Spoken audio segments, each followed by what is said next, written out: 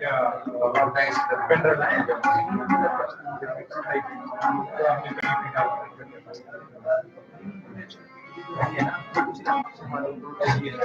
कोई नहीं वो ये चार्जिंग कर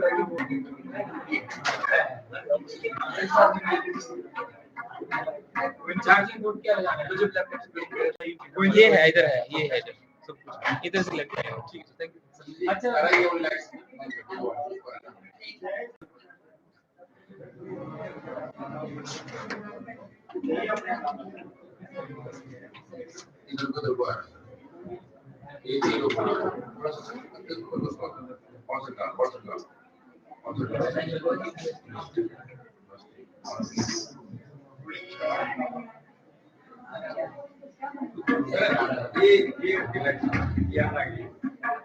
हो जाएगा इसको थोड़ा इधर गए सचिन है सचिन इसको थोड़ा सा इस साइड कहाँ करना अपनी साइड पर रहने दो आ जाएगा देखो जरा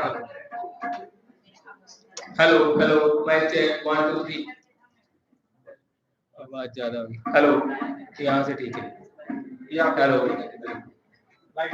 हाँ ठीक है यहाँ से ठीक है इतनी ठीक है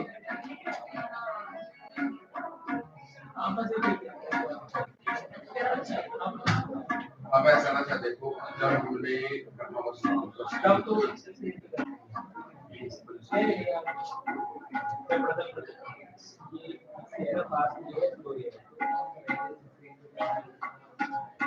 नहीं क्या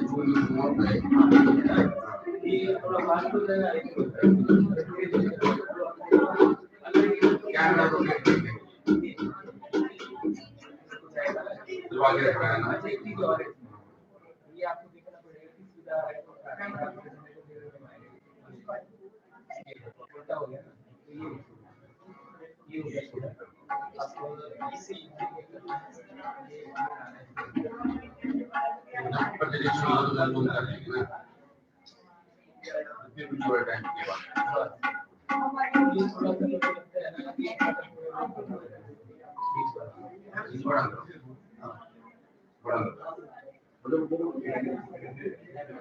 आप नहीं पर इस जाओ तो निकलता है थोड़ा एक्टिंग है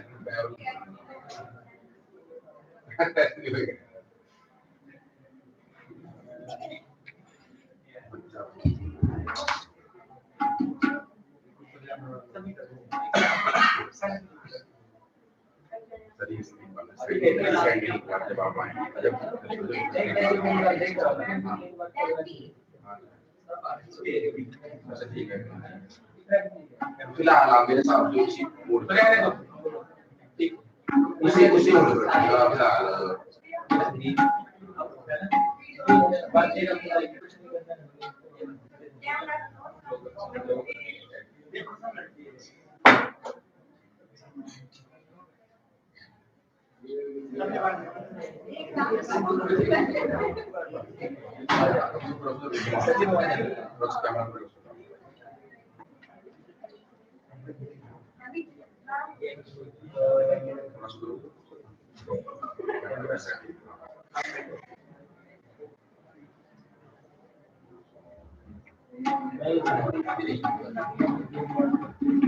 थोड़ा मैं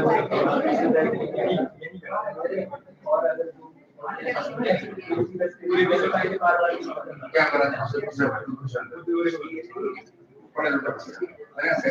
ऐसे बांधते हैं ऐसे बैठना थोड़ा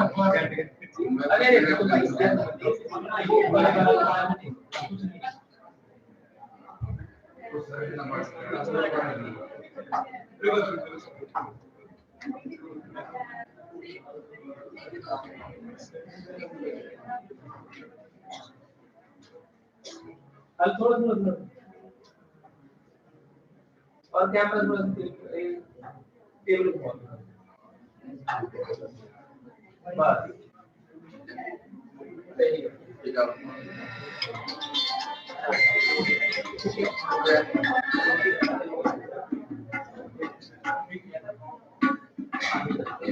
उधर जाओ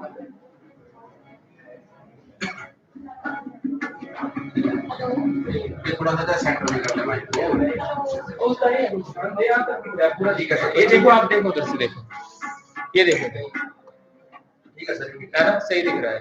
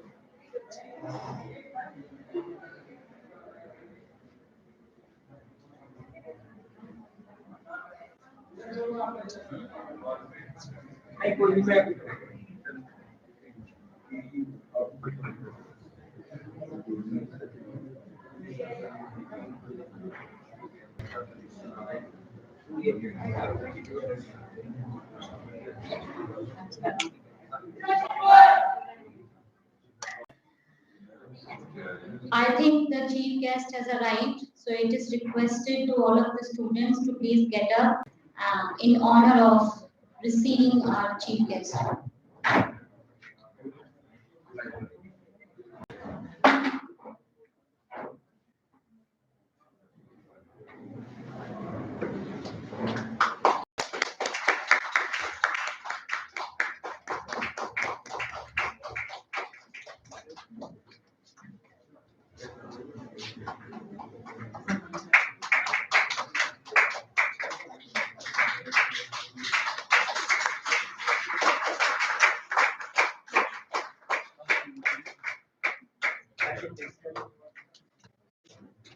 What is this?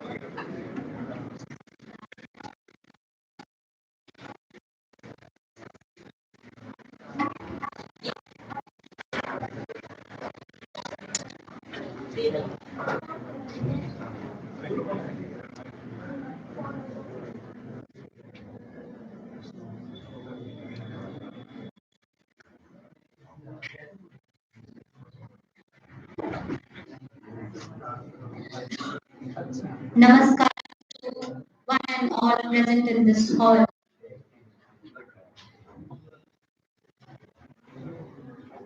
Honorable Chief Guest, Principal Government College, Bilaspur, Dr. P.S. Katwal, learned delegates and participants, erudite teachers, students, I welcome you all heartily and I wish you good morning on behalf of myself and on behalf of the organizing committee of the seminar.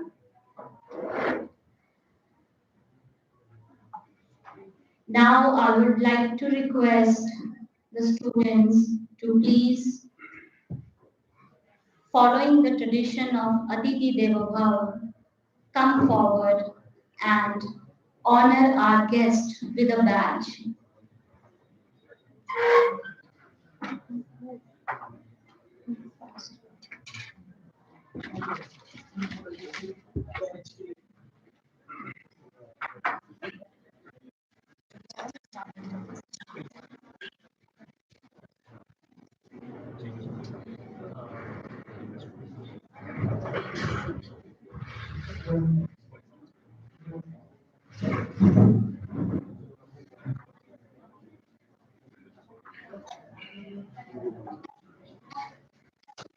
I request our Honorable Principal, Professor Preetham Sir, to please honor our chief guest by pinning the badge.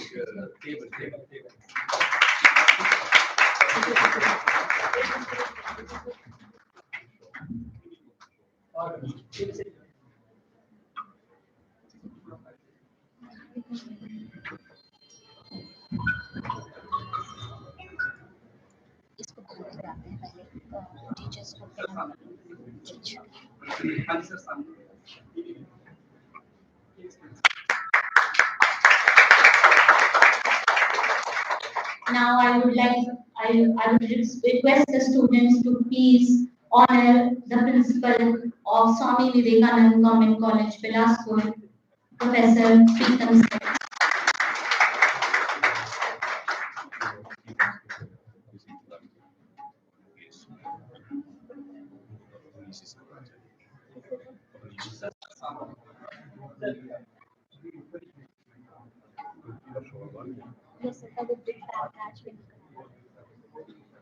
Now I would request Professor Avnish Sir from the Department of Physics to please honor the keynote speaker, Professor K.C. pinning the badge on his label.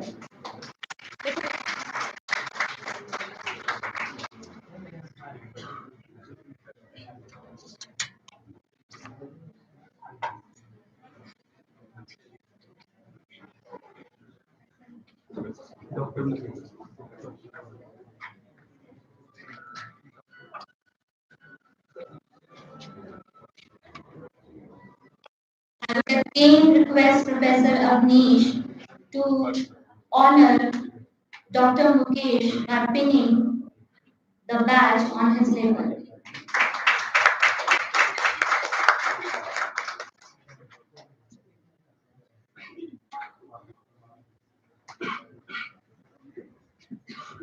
Now I would request the students to please pin the badge on the label of Dr. Suryakant Imam.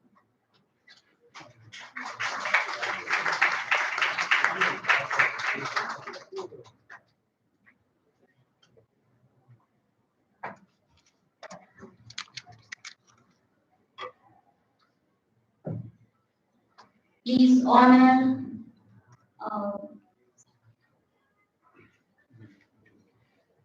honor Dr. Mahendra Bhatia by pinning the badge on his label.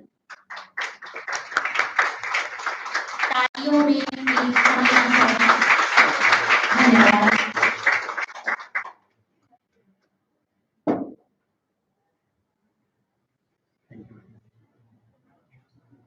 Now please honor Dr. Atul Gupta from the Department of Chemistry, the organizing secretary of the seminar.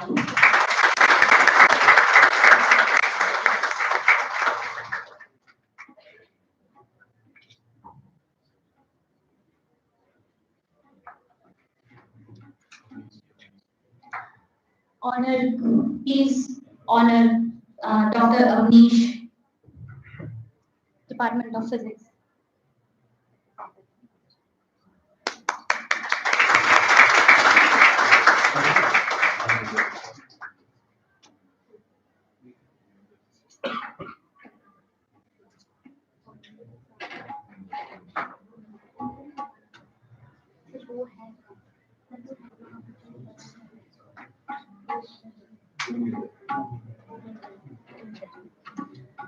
Please honor Professor Govinder Jaswal as well by pinning the badge on his label.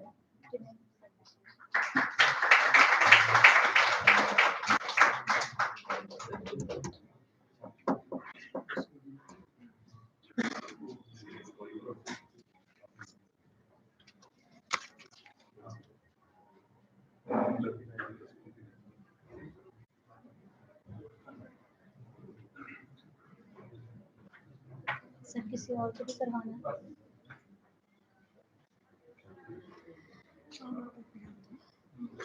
Now I would request our worthy principal, Dr. Atul Gupta, Dr. Suryakant Dhiman, to please honor our chief guest with a shawl and toby.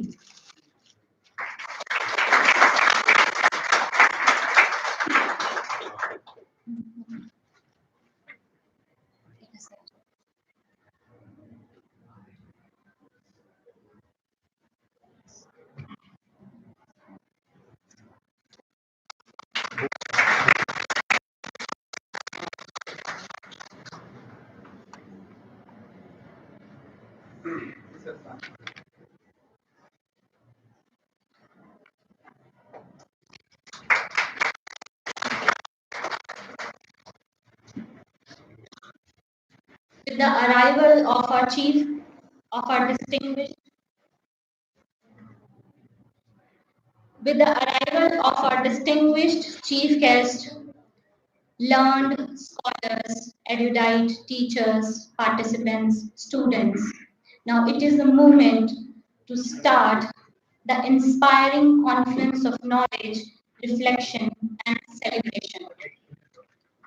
It is a true honor to stand before you today on this momentous occasion as we inaugurate this enlightening event dedicated to exploring the frontiers of learning and the integration of all streams.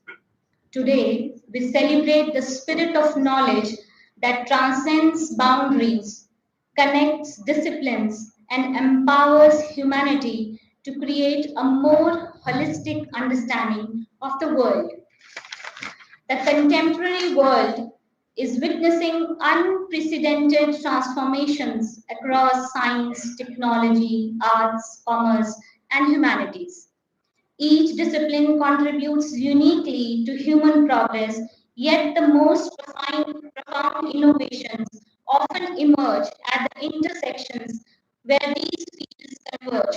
The rapidly evolving global landscape demands an educational and intellectual paradigm that transcends traditional disciplinary boundaries.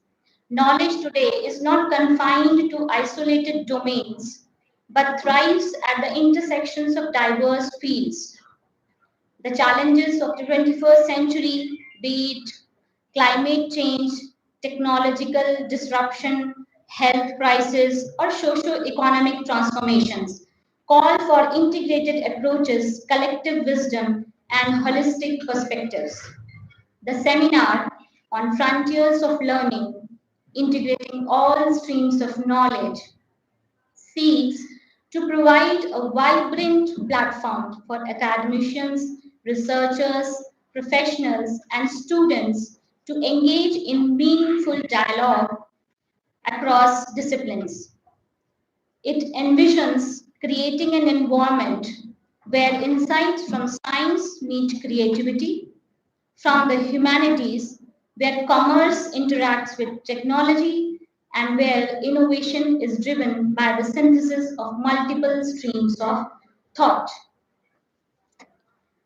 So, now proceeding further, as we all are the child of Ma Saraswati, I request our worthy chief guest, our respected principal, Dr. Atul Gupta, the organizing secretary, Professor Suryakant Dhiman, to please enlighten the lamp in front of Goddess Saraswati.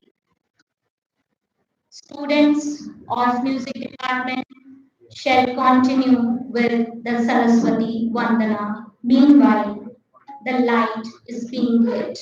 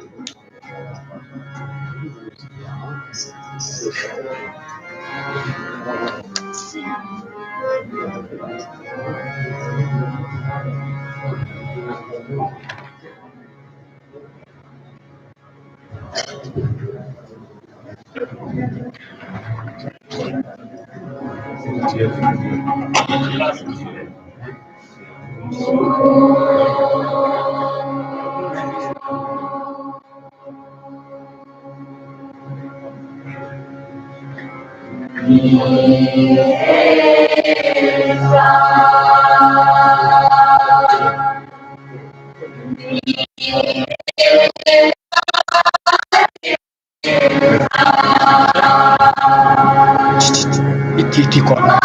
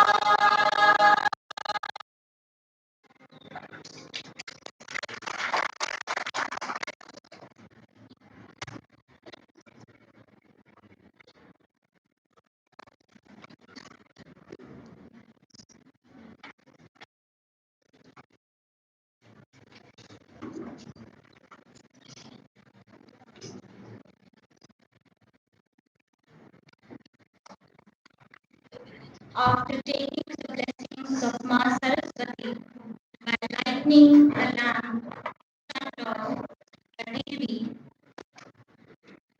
it is now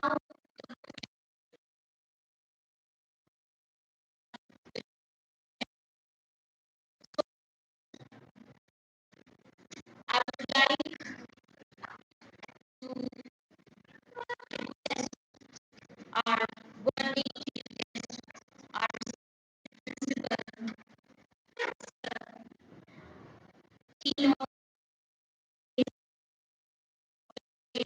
Professor Avnish Gupta, and Professor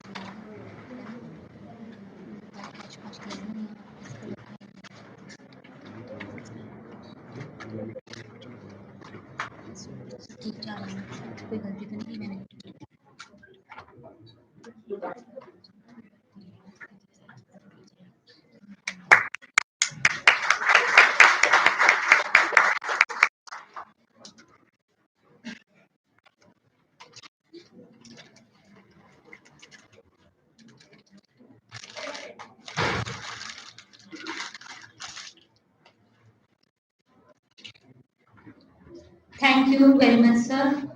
We deeply appreciate your presence making this auspicious beginning. Now I would like to request Dr. Atul Gupta. I invite him on the stage to present an address about the aims and objectives of the seminar.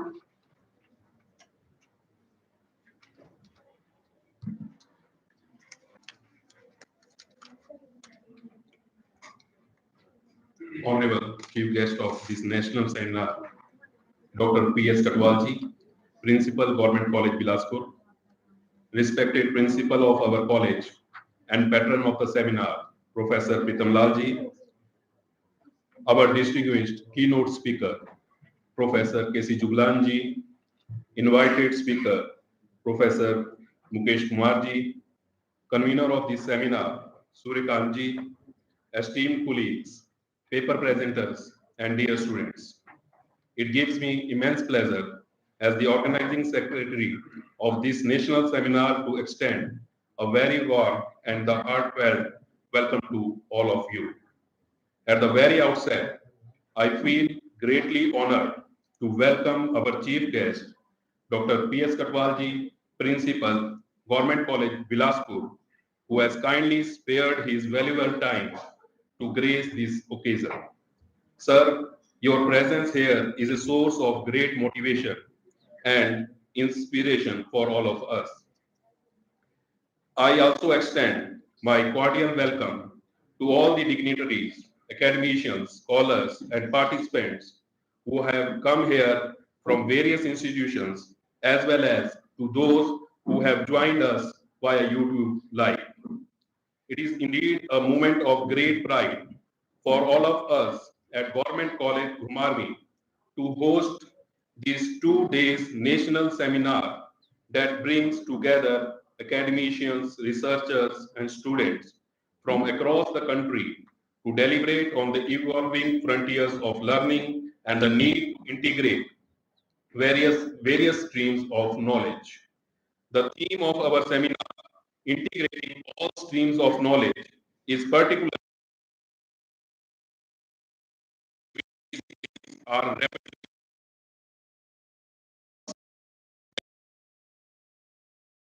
social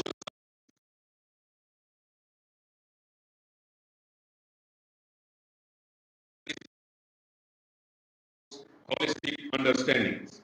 We are delighted to share that this seminar has received an overwhelming response where around 100 abstracts submitted from across Himachal Pradesh and also from neighboring states such as Punjab, Delhi, Rajasthan, and Uttar Pradesh.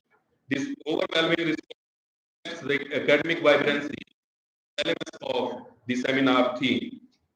Over the next 2 days, we will witness thought-provoking paper presentations, insightful keynote address, and enriching discussions by eminent scholars and participants. I am confident that the deliberations during this seminar will not only broaden our intellectual horizons, but also inspire new ideas and collaborations in academic fraternity. I take this opportunity to express my sincere gratitude to our Honorable Principal, Professor Pritam Lalji, for his constant encouragement, guidance, and support in organizing this event. I extend my heartfelt thanks to the members of organizing committee and all my colleagues for their tireless efforts in making this seminar a reality. A special word of thanks to our distinguished chief guest for gracing this occasion with his presence. Sir, your vision and words of wisdom would definitely inspire all of the participants of this national seminar. Lastly, I extend my best wishes to all the participants for fruitful interactions and memorable academic experience over the next 2 days. Thank you, and once again, welcome to Swami Vivekanand Government College, Gumargi. Jai Hind, Jai Himachal. Thank you, sir. Thank you for graciously enlightening aims and objectives of the seminar to the students, teachers, scholars, eminent readers, well-read people in the hall. Now, proceeding further, on the stage, principal of the seminar, our respected dean of the college.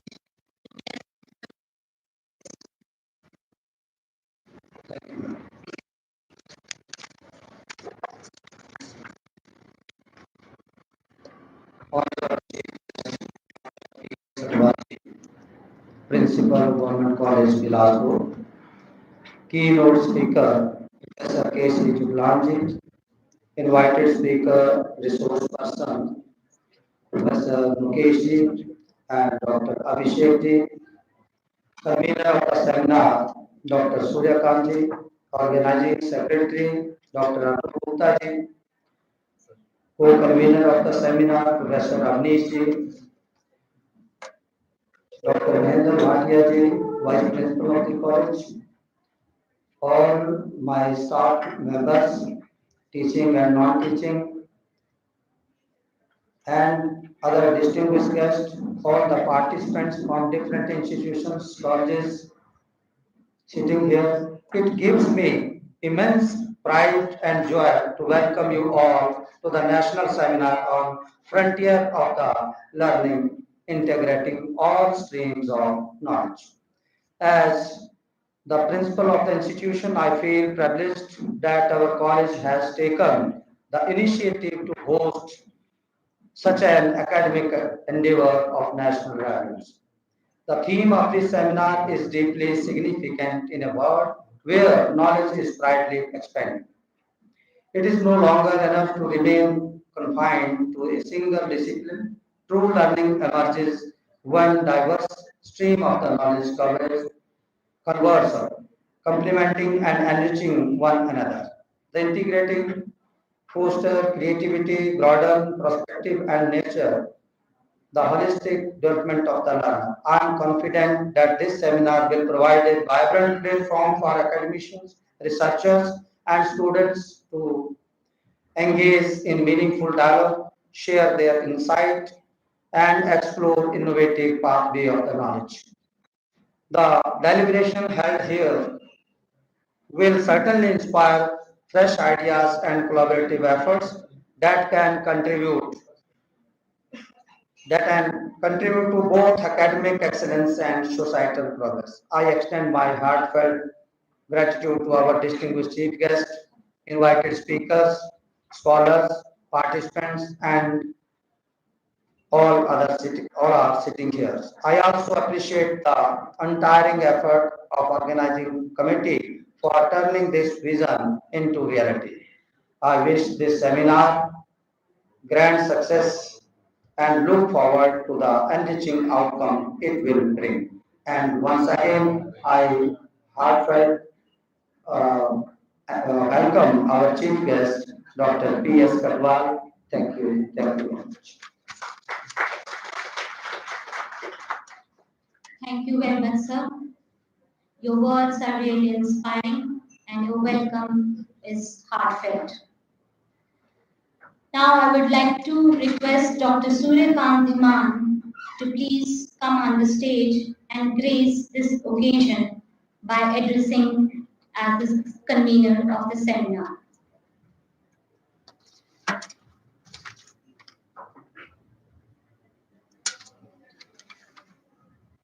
Today's chief guest, Dr. Prem Singh Katwal, Government College, Bilaspur, patron of the seminar and principal of the host college, Sri Pritam Lalji,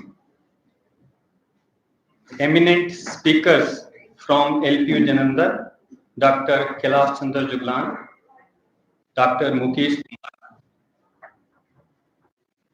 participants from the other colleges, and dear students. I welcome you all on the first day of the seminar.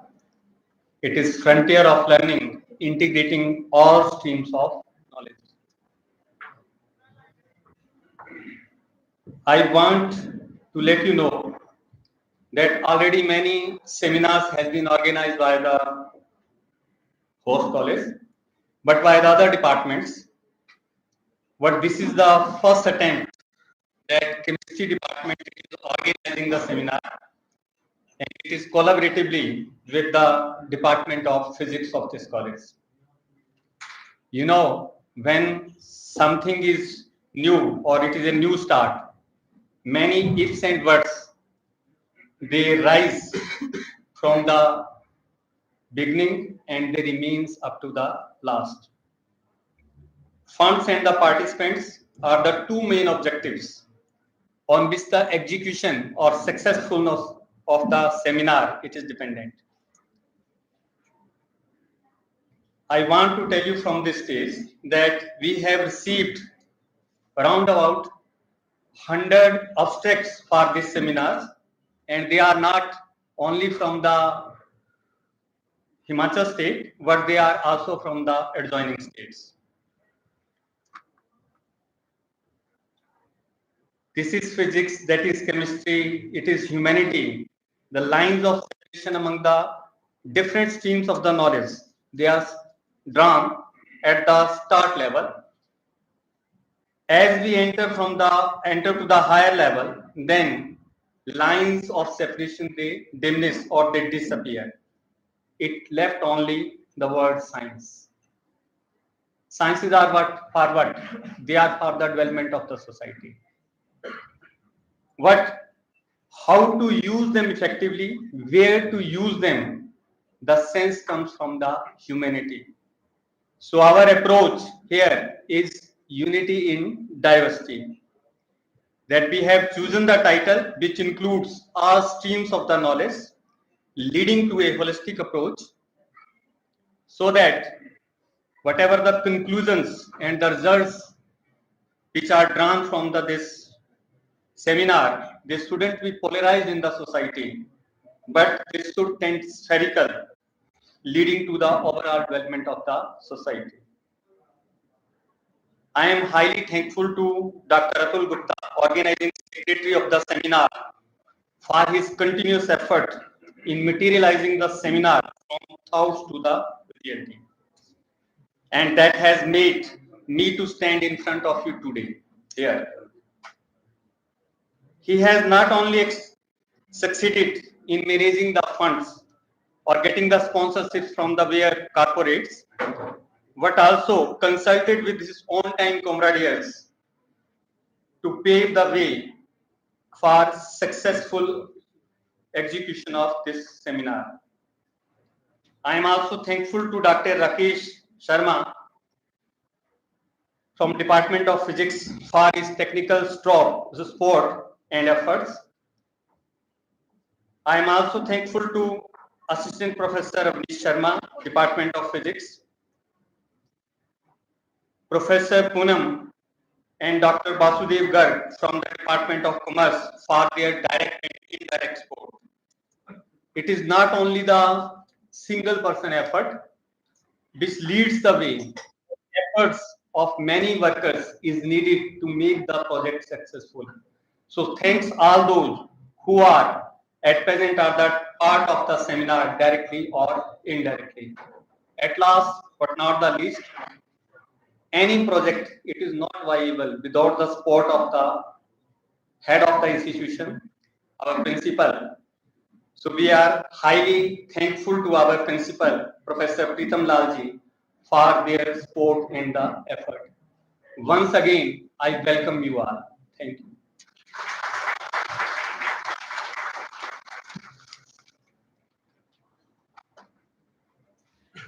Thank you very much, sir. Now it is time to enrich our souls with the expertise of our keynote speaker, Professor K.C. Jordan. Allow me to introduce our keynote speaker first. Dr. Kailash Chandra Julan, Professor of the School of Chemical Engineering and Physical Sciences at Lovely Professional University, Jalandhar, Punjab. Professor Julan has a PhD and acoustics from Harvard University, and his research focuses on agnostics and physiochemical properties of liquid mixtures. Dr. Julan is an active researcher with publication in his field. Dr. Juglan has published numerous articles with research often focused on the thermodynamic and acoustical properties of various chemical solutions. Dr. Juglan's research has been featured in journals like the Journal of Chemical and Engineering Data. So all the souls who are present in this, please put your hands together and welcome our keynote speaker, Dr. Chandra Julia.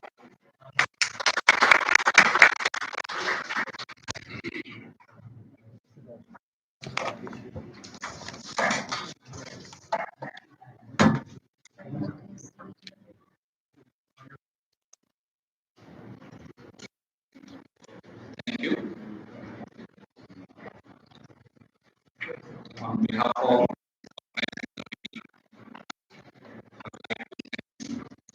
Chief Guest, Principal Sir, and both organizing committee, all the participants and the faculty members, and my dear students. As I was told that the students from sciences will participate, and I would like to make my presentation very simple and informative as per the we can say requirement of the students. As I have selected this topic from atoms to AI. Why I have chosen this? Because how the basic sciences, basically the topics of physics, chemistry, mathematics, biology, are shaping the tomorrow or these technologies. If will, I will like to distinguish between the engineering and the sciences. What is the basic difference here? Actually, engineering is the applied part of the sciences.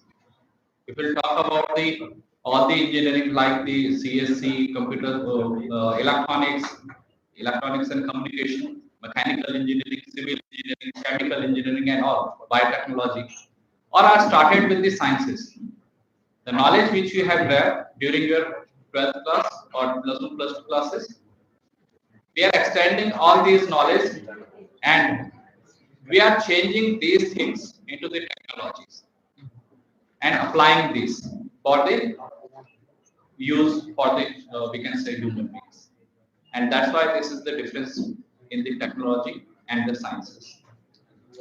If I will introduce it, I have make this talk focused on the strong foundation for innovation across the scientific disciplines.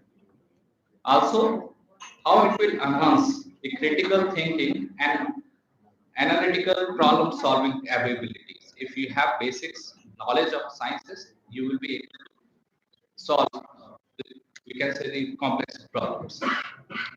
Again, again, the basic sciences mastering will enable you to deep understanding for natural phenomena and the fundamental laws, and which we can apply in your daily life. Also, it supports the progress in cutting edge research and, we can say, emerging technologies. Nowadays, all the emerging technologies are lying around the sciences. If we will talk about the all the problems which we have faced in past, including the COVID, again the science and the technology come together and will able to fight with this cause, which was the COVID. And you all are aware that because of this science, we were able to make the vaccine, and again, we can say medicines, all the medical technology, all they are supported with the basic science knowledge. If we don't have the knowledge of the basic sciences, if we are not having the basic foundation of the basic sciences, we will not able to overcome such challenges in future. The historical evolution of the basic sciences and the milestones in the classical to the modern era, I have highlighted few points over here. That is, it will started with the Newton laws and its principles. They have enriched the science and given the basic foundation of the classical mechanics. Also, if we talk about the Mendeleev periodic table, they have given us the basic knowledge and the fundamental of all the chemicals, their characteristics, their properties. If we talk about the quantum mechanics, and again, in quantum mechanics, nowadays you all are dealing with the quantum mechanics, and the recently Nobel Prize for 2025 physics was given for the, we can say, innovation in the quantum mechanics. All you are aware about. This is the importance of the quantum mechanics. We'll talk about the DNA. Again, with the discovery of the DNA, we will able to find the structures, and we will able to unveil the molecular structure. Again, in 20th century, it is the emerging of computer science. Again, this is the part of the basic sciences, and computer science is, you can say, driving the whole world. And nowadays, if you talk about the number of students those are taking across the world admissions in various disciplines, the percentage of students those are taking admission in, we can say, computer science, because there is a huge demand, and they are also getting places so far because the number is increasing day by day. But as of now, computer science is a huge demand.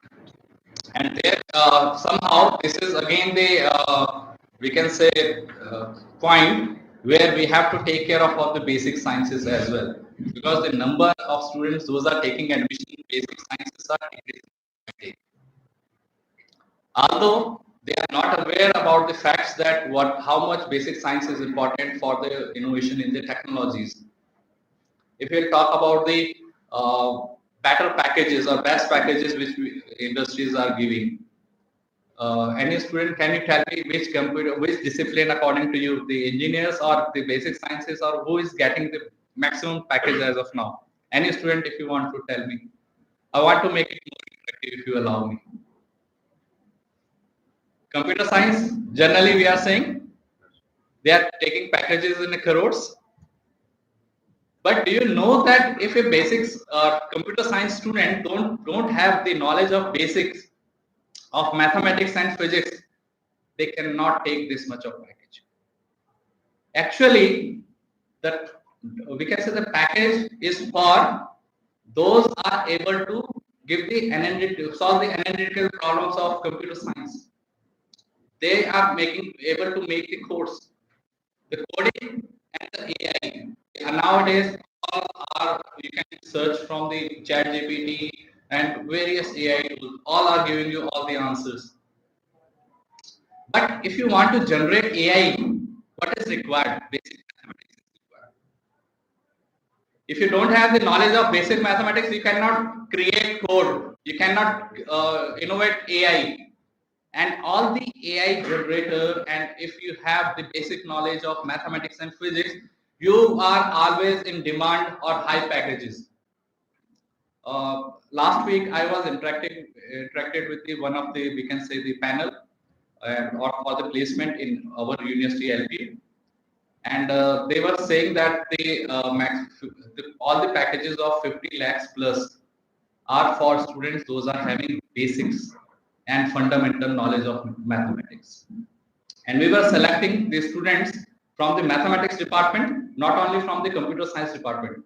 We were searching the student from the mathematics department, MSc mathematics, and from the computer science department. Those are having strong background of mathematics.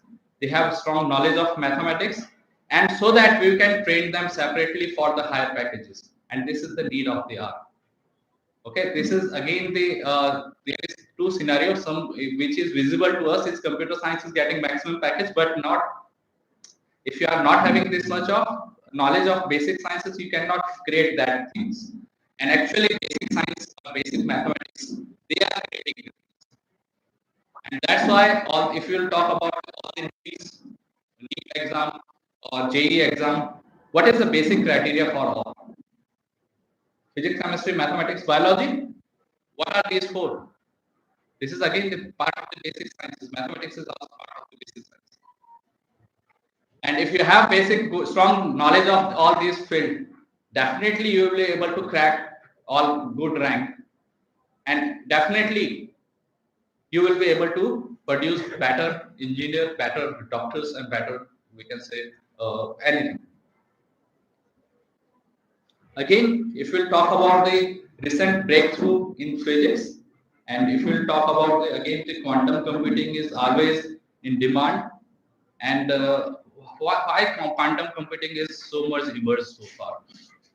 It is actually giving you the high-end computings.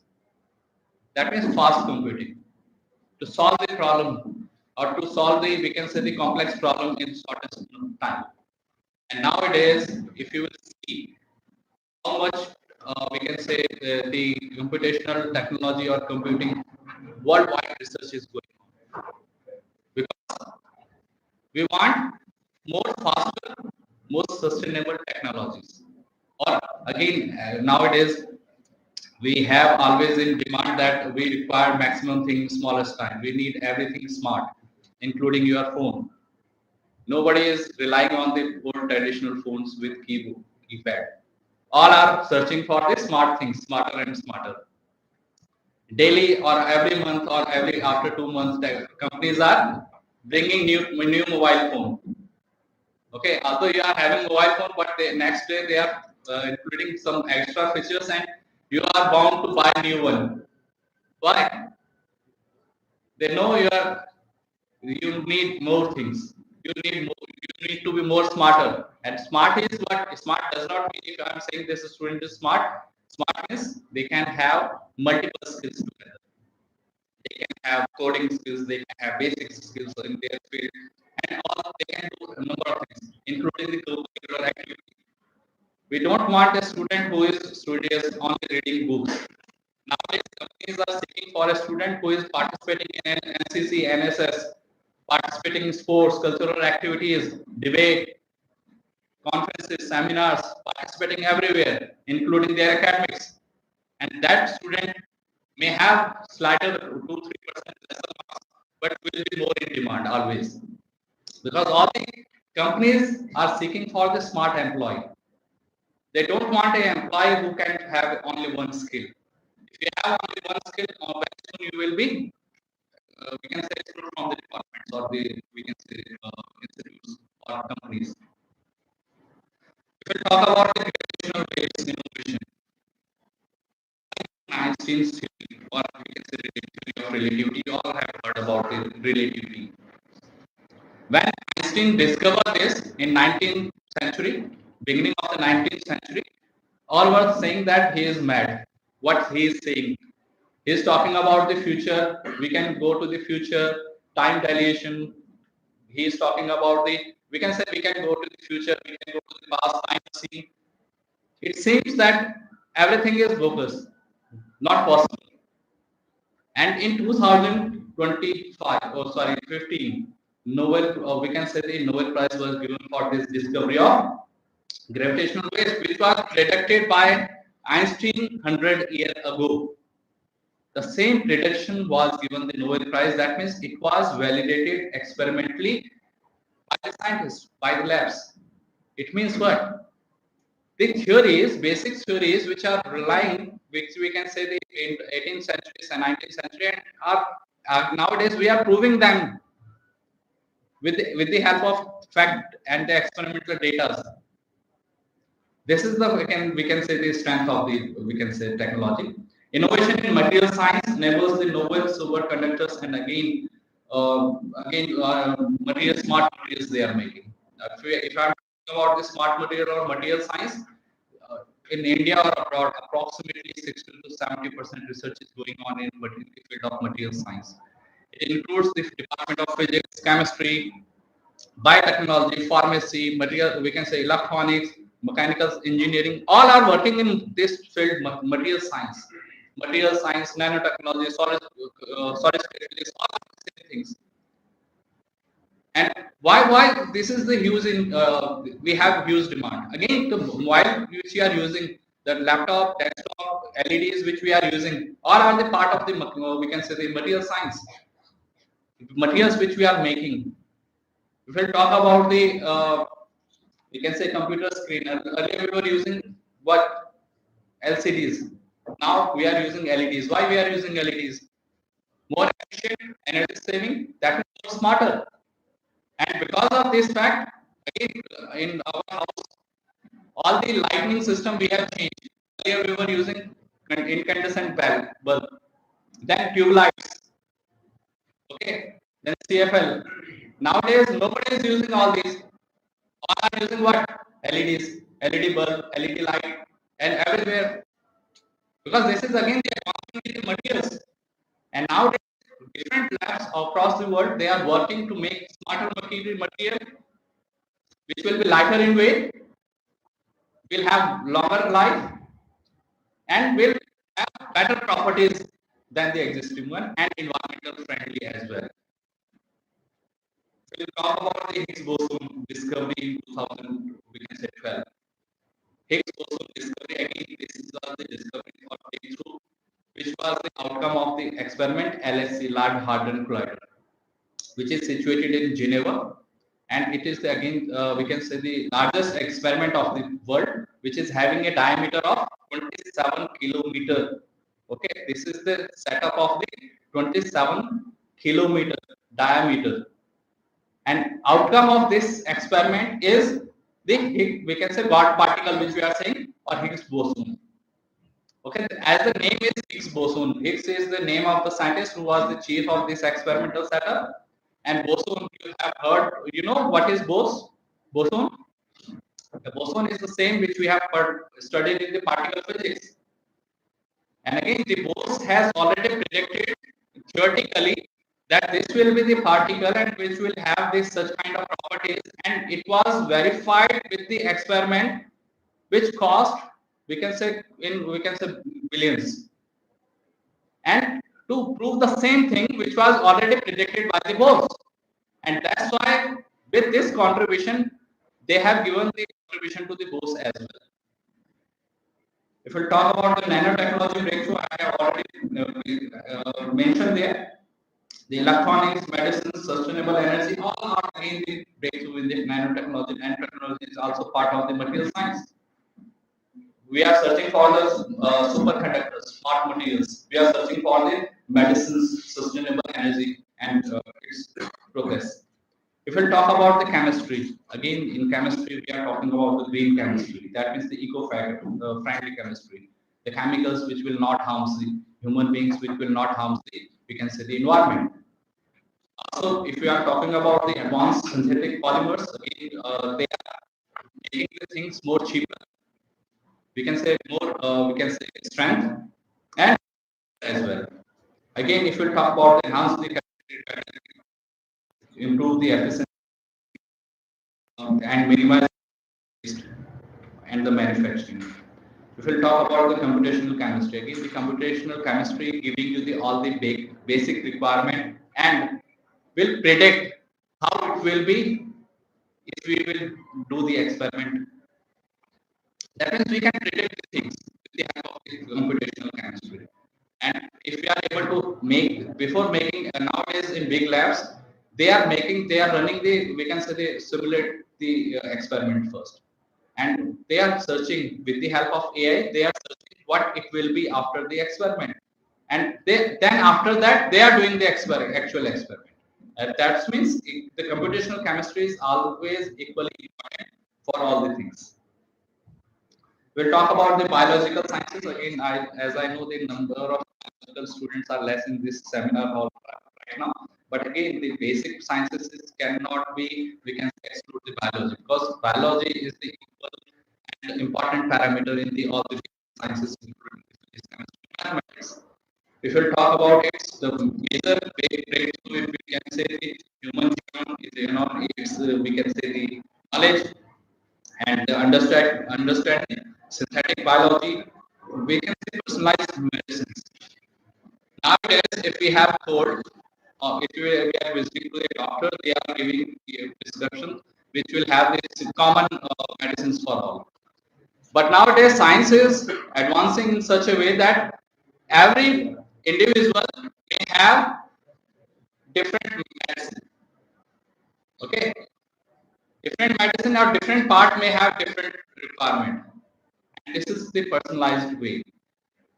Very soon, you will be visiting to a doctor and they are giving you the different medicine, and other person is visiting, they may have this small change in the composition of the medicine, because common medicine cannot help to all. Somebody can, their body can, we can say, take this medicine in a positive way, somewhere this will not take. And that's why this is the requirement of the personalized medicine, and the we can say the again the research is going on in this area, and some labs they have validated it up to some extent. Again, if we'll talk about the mathematics and computational science, if we are talking about the computational science, it cannot be away from the mathematics.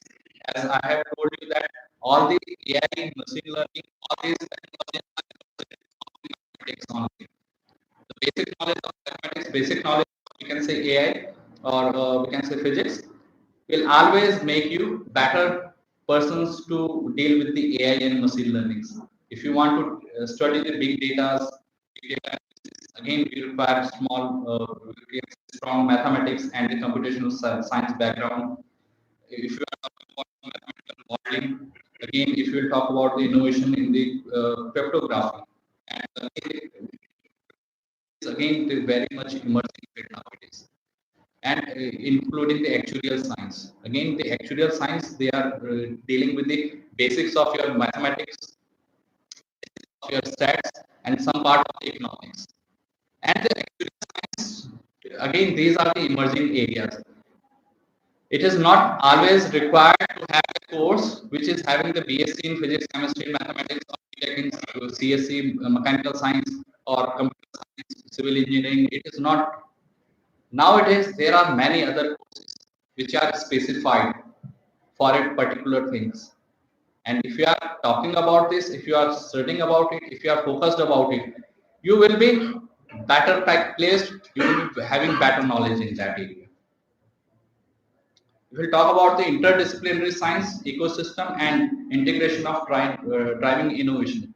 Again, the interdisciplinary is the, we can say, key of success nowadays. If you have basic knowledge of your subject, suppose I am belongs to physics, and if I have a knowledge of physics only, I cannot sustain for a longer time.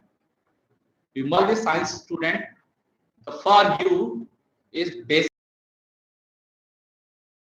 have the knowledge of programming.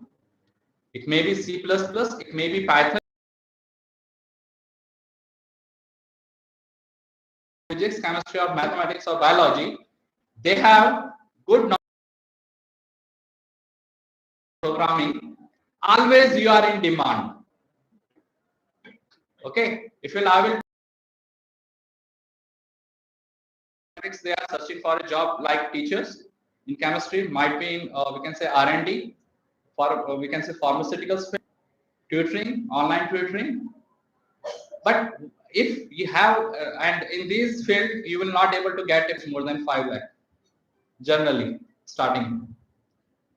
But if you have a good knowledge of basics of this of your core field, it may be any, and you are good in computational field also, then your package will be allocated with the package of 10 lakh.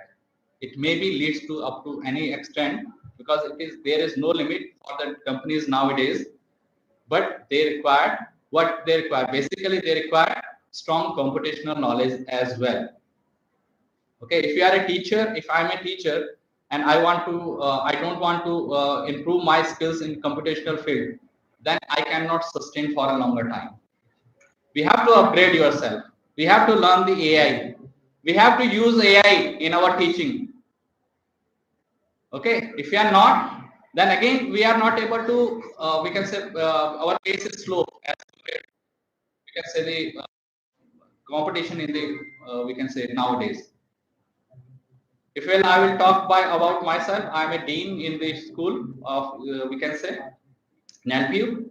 I have more than 180 faculty in physics, chemistry, and mathematics. I am not able to get more time for teaching, but I am used to take one course of classical mechanics in masters in physics, and I always after a unit I used to take the help of AI. Okay, and also I am making the class gamified. We are using AI and gamified learning. I am creating a quiz, and how much time I am devoting for that? Not more than 2-3 minutes. There are various platforms like quizzes. If I'm giving the syllabus of unit number 1, I'm copying it from the syllabus, giving it to AI, giving command to the AI. I want this thing in. That means the prompt engineering is important. What we require, we have to know, and that we can learn after doing the things again and again. And after 1 minute, they are giving me a fun quiz. I'm just going through it, and it is taking only 1 or 2 minutes. And then I'm floating in front of the student in the projector directly. And it will give us the complete flow of which student is having which pace, and the student are enjoying it. And finally, they are giving me the leaderboard position student number 1, 2, 3, and just clapping, and everything is they are doing by the AI only. And always students are enjoying the activity, and it will take hardly 10 minutes to 15 minutes to have a quiz. If I have a lecture of 1 hour, 15 minutes if I am devoting it after each unit, that means students are again getting connect with me more. Okay, and this is again requirement. If we are not including the AI, we can say, if we are not including gamification in our teaching, students are having a lot of other options. Okay, that means we have to innovate. We have to engage more students with more we can say such technologies or interdisciplinary science innovation. If you talk about the emerging technologies shaping the future landscape, again the emerging technologies, again I have already mentioned the quantum computing, synthetic biology, AI driven research. Again research, again AI is giving you all the research in one go. Okay, if I'm searching something with the AI, that means I want to make a presentation in this particular area. If I'm asking, I want to read a paper in this particular area, I want to do research in particular area, AI is giving you all these options. Okay, when 4 years ago, when I started using AI, I was asked to give a presentation to all the faculty members of my school, and they have given me the few points that these are the points in which you have to make a presentation. And I'm basically from Gadwal, Uttarakhand, and I was over there at that time, and I was having laptop, and I have connected, try to use AI, and I prepared this presentation within half an hour, and I have used AI. That means the key point I have taken from there, and presentation rest I have made by myself. And the point which I have noted down, 8 points I have noted down, that these are the points which must be there in the presentation. But the AI has given me 12 points, and the 8 points which were already there, they have given me 4 more points, and I was amazed to see that I was missing these important points.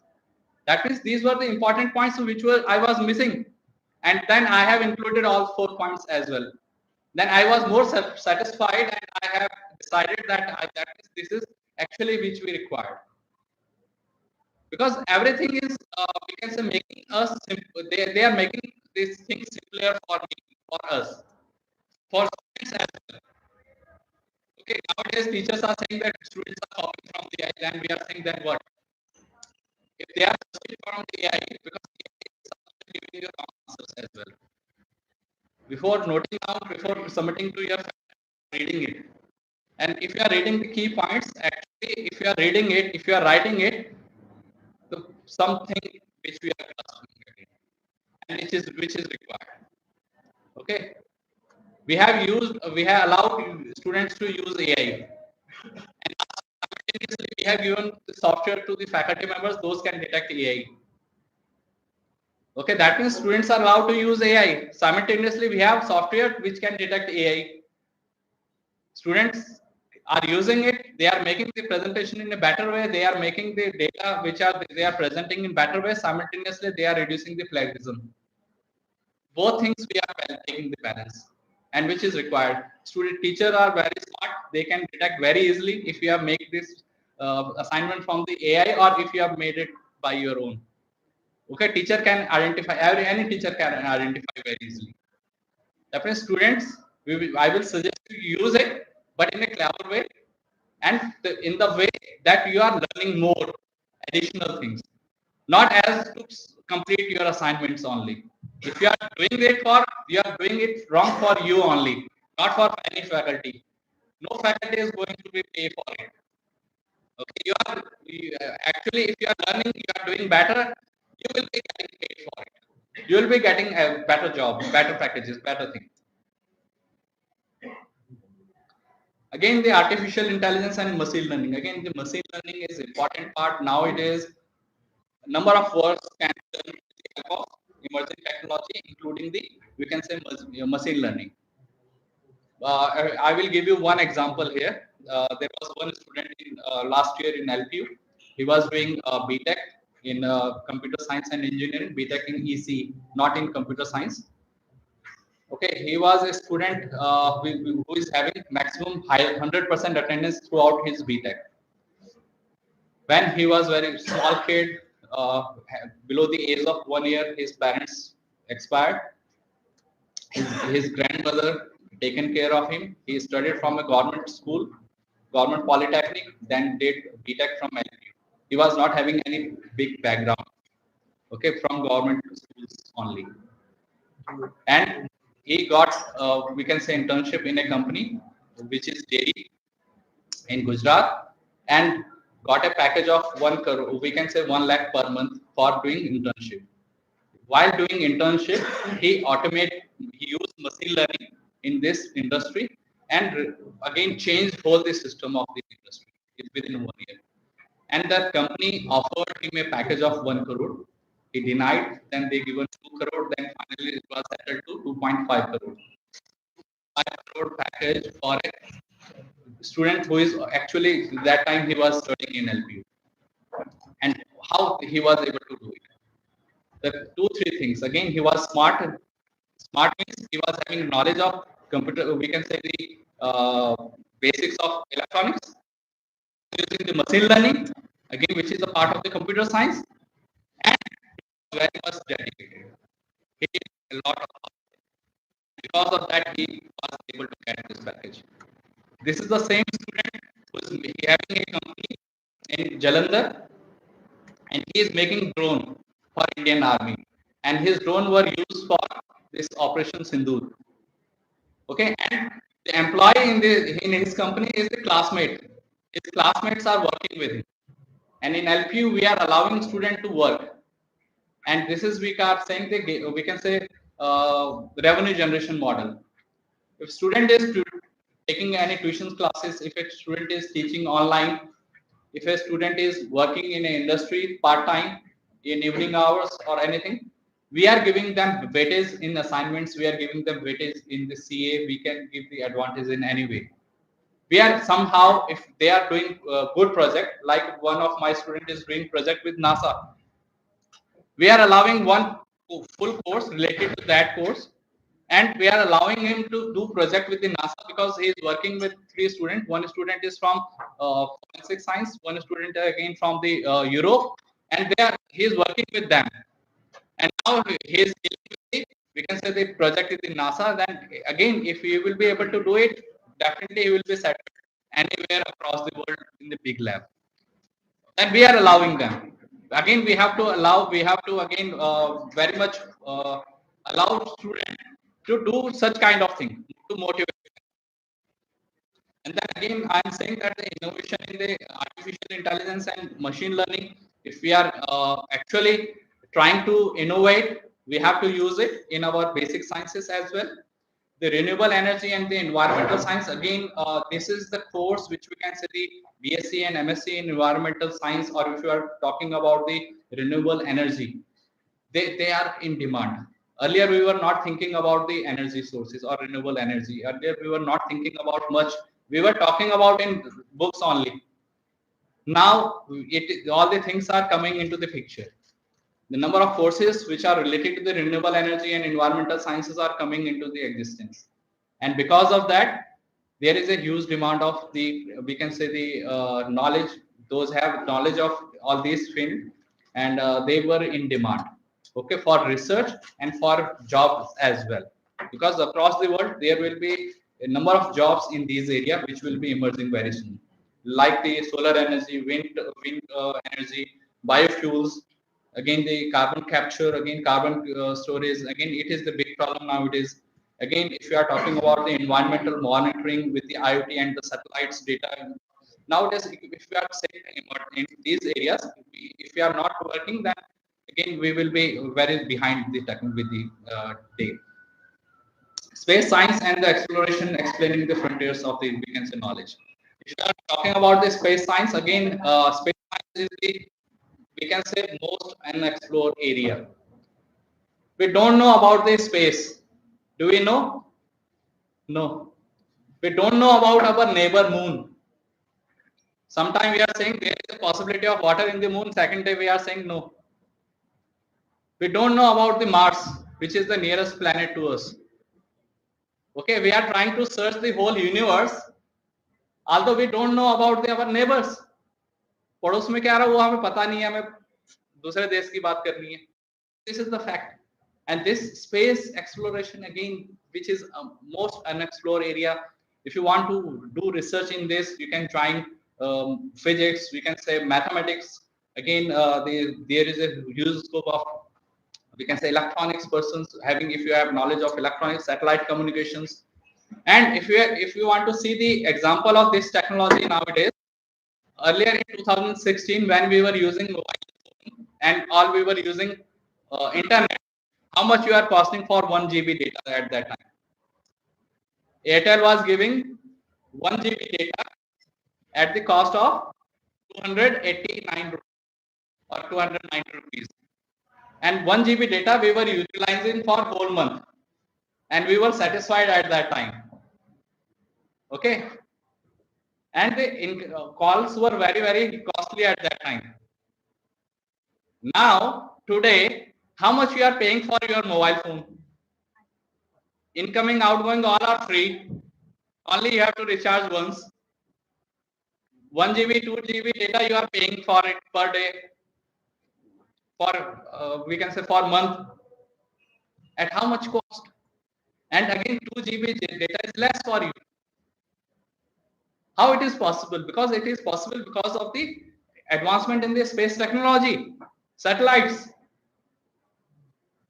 Okay, and the beautiful story behind this, if you will talk, allow me, that how India is so much developed in the space technology.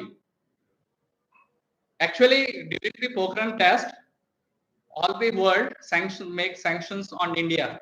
They were not allowing us to give any technology. Earlier, we were asking other countries to, this is our satellite, kindly send it to this space. They said, no, we are not going to send your satellites to this space. Then Indian के पास जुगाड़ तो सारे होते हैं. Then finally we decided to create our own engines. When we were able to design our own engine, we have make our own engine, and then finally we are sending the satellites of other countries, and in one go we were able to achieve a we can say 104 satellite in one go. And other countries are giving us their satellites, including America, we can say Japan, all other developed countries are giving us their satellite that हमारा satellite भी वहां ले जा लो. That is this is the advancements in space, including the we can say the innovation of the we can say our space department generally is ISRO and other related labs. ISRO is not only one lab. Again, number of labs are supporting ISRO, and this is the again key point over there. And again, if you will see the Mars mission, you might have seen the movie Mission Mangal. उसमें क्या दिखाया है? They have shown this thing that how cheaper we were able to reach to the Mars, and other countries are we can say 10 times or 20 times they are, and they are not able to get success. And in first we were able to make it successful with the we can say if we will talk about the cost, which is having the cost less than a Hollywood movie. That is, this is again the we'll talk about the pathways and the career where we are lying. Generally, in academia, research scientists, laboratory researchers, we can say in principal PI or postdoc follow. These are the generally in academia. In industry, if you are searching for job, R&D, always in demand. Data scientist, again biotech engineers, environmental consultant, again the pharmaceuticals developers. These are the emerging areas where you can search the we can say your scope. And there are some other emerging roles than the traditional one. We can say the science communicator, in the policy advisor. Policy advisor are always having the knowledge of actuarial science. Actuarial science knowledge is being required in this area. The technology intellectual property rights expert. Actually, intellectual property right is generally those are having the they are allowed to file the patents. Okay, if you want, if you have anything new with you, you have to patent it. If you are not going for the patent, anybody can use this technology. And earlier in India, we were not using it, and that's why we paid a lot for it, and including the patent of the turmeric, including the patent of the basmati rice. Okay, we were struggling in these areas. If you are having knowledge of intellectual property rights in right time, and if you are not, if you have anything good idea with you, try to patent it before publishing. And again, the science educator always in demand. Again, nowadays, a science educator is not required for the offline teaching only. Across the world, there is a huge demand of Indian teachers, basically for basic sciences. Okay, if we are in abroad, you want to we can say get tutor for your student. Generally, Indians they always want an Indian tutor. They don't rely on the tutor over there. For small kids, उन्हें पता है हम India वाले ज्यादा पढ़ाएंगे, and that's why they are having a demand. And number of our students are they are tutoring for 1 hour, 2 hour. It is always active. If you are हो सकता है how many students are teaching right now, you may be teaching to your we can say neighbors, you may be teaching to as a commercial level, but अगर नहीं कर रहे तो करो. For every science student, this is again a good platform for you, because always teaching of physics, chemistry, mathematics, biology in demand. School में पढ़ाई जाएगी and you are always in demand, but you have to be, and if you are teaching, ultimately your marks will be improved whatever you are studying right now. We are because your basics will be more clear when you are teaching. Okay, you have to study before that, before teaching. You are not going to teach directly. You are giving survey, you are doing the research, and then you are delivering. And in this process, always you can say you are improving your skills. Again, the essential skills for the future scientists. Again, these are the key points which are mentioning that you have to master of interdisciplinary collaborations. Again, interdisciplinary collaborations are required. If it's working together, then they will become into the product. They develop the coding proficiency and the data literacy. again it is required. They apply the critical thinking to design, evaluate, and improve the experiment effectively. We communicate scientific data clarity again through the effective communication skills. If you have any idea, you must have a good communication skill to communicate it. Okay, to write it, to publish it, and they integrate the ethical reasonings to ensure the responsibility of trustworthy research practices. Again, the ethics are important. Okay, you should not do anything which will be, we can say, unethical. Okay, these things are equally important. And again, the global research collaborations, what are the key factors in this area? The large scale we can say the international projects are already there. You can apply for the international projects. They can fund you if you are doing good. Again, I have mentioned a case of the NASA. There are various world class agencies, including the agencies in India, including the Tata Innovation. They have their website. There are a number of projects written there. If you want to work in these projects, you can work. If you will be able to solve them, they will give you, we can say, salaries as well. They will allow you to go for the internships as well. There are a lot of options available in even in the website of the ISRO. They have given more than 300 projects there. Try to search these projects. Try to see your knowledge in which area you are more focused, and try to do it. And if you are focused, if you are dedicated, definitely you can do it. Again, the open access resources are also required. Again, ethical and practical challenges. Again, I have already mentioned all these points in my presentation. And at last, I will like to show you this action plan. This is the last slide for me. And if you want to be an inspiring scientist and you want to overcome the challenges to build your career, then you need to take care of these things. First of all, plan your career, the career in which you want to go, where you want to have more focus. You have to prioritize it, and if you will be able to prioritize it first, then only you will be able to achieve your goal. Then engage activity in research, and you have to see the projects, participate in conferences, gain again the meet the experts in these areas, and they cultivate the ethical mindset. Again, you have to take care of all the things which will be ethical, and then diversify your skills. Again, do not we can say, restrict yourself to the core knowledge only.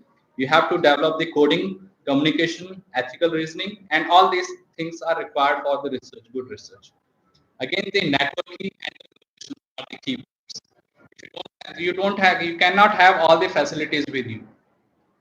Okay, you may have the contact with the other institutions nearby, the professors nearby. Then you can consult them, you can take the help then always. And then finally, immerse with the content. And then learning is always a continuous process for a student as well as for a faculty members. And if you want to successfully throughout your life, you have to always a student. I'm always a student. I'm learning the things regularly and all the days. And then again, I have already mentioned these points. And if you have any query, then I would like to address your queries. Yes, any participant?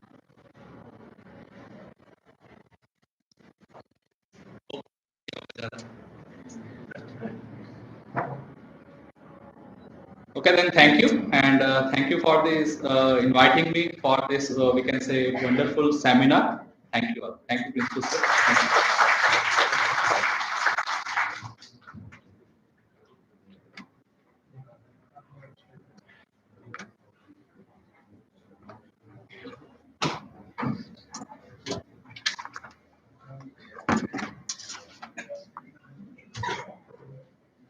Thank you very much, sir, for your valuable speech. You stressed upon the knowledge of the basic sciences and then use of AI effectively or positively for the betterment. You focused over the continuous learning by the students and fixing the goal for the life and hard work for that. So thank you very much once again, sir. In between us, uh, Dr. Abhishek Kumar from Hydro Engineering College Bilaspur is present now.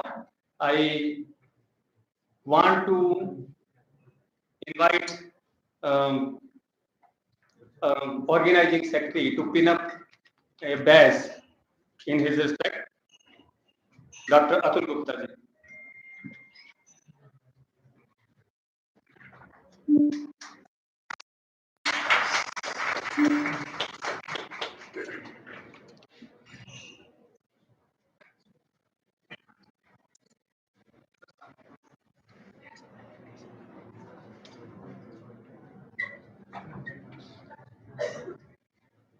Thank you, Gupta ji.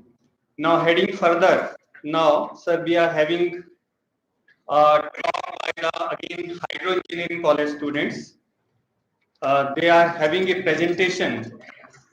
It is entitled Himgo, and the students which are going to present here, their names are Divyan Sharma, Jatin Singh, and Bhavya. So invite these students to the stage.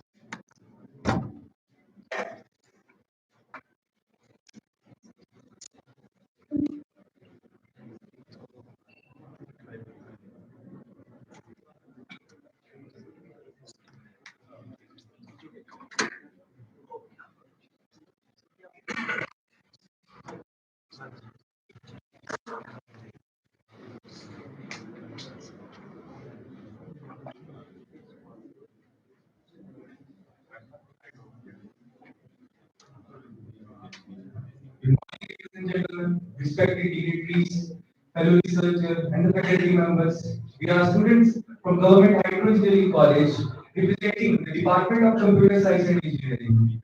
So let me start my project with a small fact, with great innovations. So basically, great innovations are nothing but just a problem which someone faced, but he was curious enough to find a solution to it.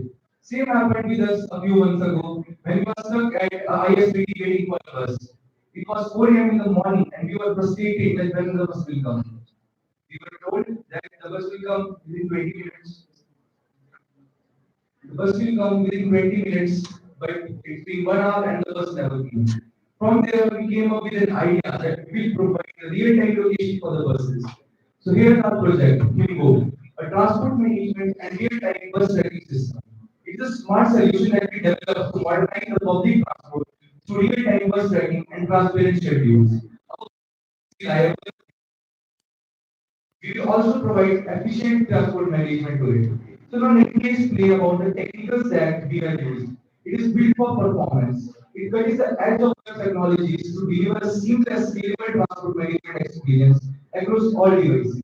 For the front end layer of our app, we have used HTML, CSS, JavaScript, which will provide an intuitive user experience. And it is a responsive user interface which is accessible from any type of devices. For the backend engine, we are using Node.js and Express.js, which will ensure fast and reliable data processing to the system. And for database and hosting, we are using Firebase, with the cloud-based storage, authentication for our apps, and hosting it for the global accessibility. And for the mapping solutions, we have used leaflet.js, which is the accurate and real-time location rendering with an interactive map function.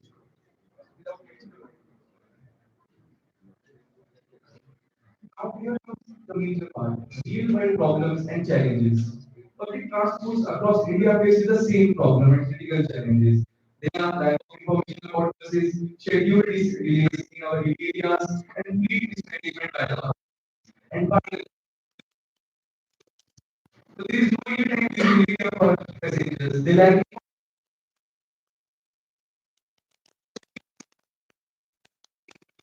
connecting and now struggle to efficiently. If they go to more traditional systems, they require expensive hardware and maintenance for these hardwares. So that's our solution. How we will tackle it. First of all, there is no need for hardware. We will use Protector's mobile device as a GPS tracker. We should eliminate the cost of the expensive hardware. And we will provide real-time tracking to the passengers so that they can access live bus location through an intuitive mobile app interface. And we will also provide the transport authorities with a live monitoring system so they get a comprehensive knowledge of their fleet oversight through their admin dashboard. They can check whether their buses are running delay or running on delay, whether they are on time, is there any problem with the bus, and a lot of other features to them. And our platform is finally a very scalable platform. It is affordable, transparent, which will grow with your transport again, and finally you can connect it with your database so that you can use it according to your needs. So there is just a small comparison that what used to happen before Hebo and what will happen after Hebo. So before passengers have to wait blindly without estimated time of arrival information. Ladies and gentlemen, we have all been there in many seasons in the heavy sunlight waiting for the buses that when the bus will come. Sometimes there are scheduled delays and sometimes there are some natural phenomena. So we will provide real-time location updates on every single device. And before to use location access, we have to implement GPS hardware installations, which are actually expensive. And now we do not have to add any additional hardware investments. And fourth, we have to limited visibility for the transport managers. Now we will have data-driven route optimization and planning. Now, here's the interface of our app. We are showing you screenshots from different dashboards we are having in our app. And finally, Bhavya will explain you the live app. So we have totally three dashboards in our app. There is the manager's dashboard, there is the passenger's dashboard, and there is a dashboard for drivers. So for the manager's dashboard, there is a login page, which is a simple login page. You can log in as a driver, passenger, and staff. And then there's open the manager dashboard. Here we will have the option of assignment to the routes to drivers. There will be the option of a registered driver, how many buses are actively running, and how many buses are on route, and how many issues are reported on some systems. So here we will assign the data to them, and finally they will log in and check about their data. And we also have inside knowledge for the authorities. They can check out the bus data, that how many buses are running on time and how many are not. There will also be an option to check how many passengers were there in the route at a specific date and how many were at a specific time of festivals. Okay. Here is a driver conductor's dashboard. My dear friends, we have tried to keep it as simple as possible so the driver do not need any additional trainings to use our app. The driver will enter his name, for example, here Rajesh Thakur, and choose his role as a driver. And as the route is assigned to them, the backend will match the data and tell him about his assignment details. Everything will be shown to him. And these are the features they have. They can start and stop sharing location. They can report delays and SOS and finally complete their route. And this is the passenger's dashboard for our app. We will have light tracker option and seat availability option, and we can find your bus. And it is a live location tracker. It renders the location within 5 to 10 seconds every time. Now, Bhavya will tell you about the app and how our app works actually. So now let's come to the working of our app.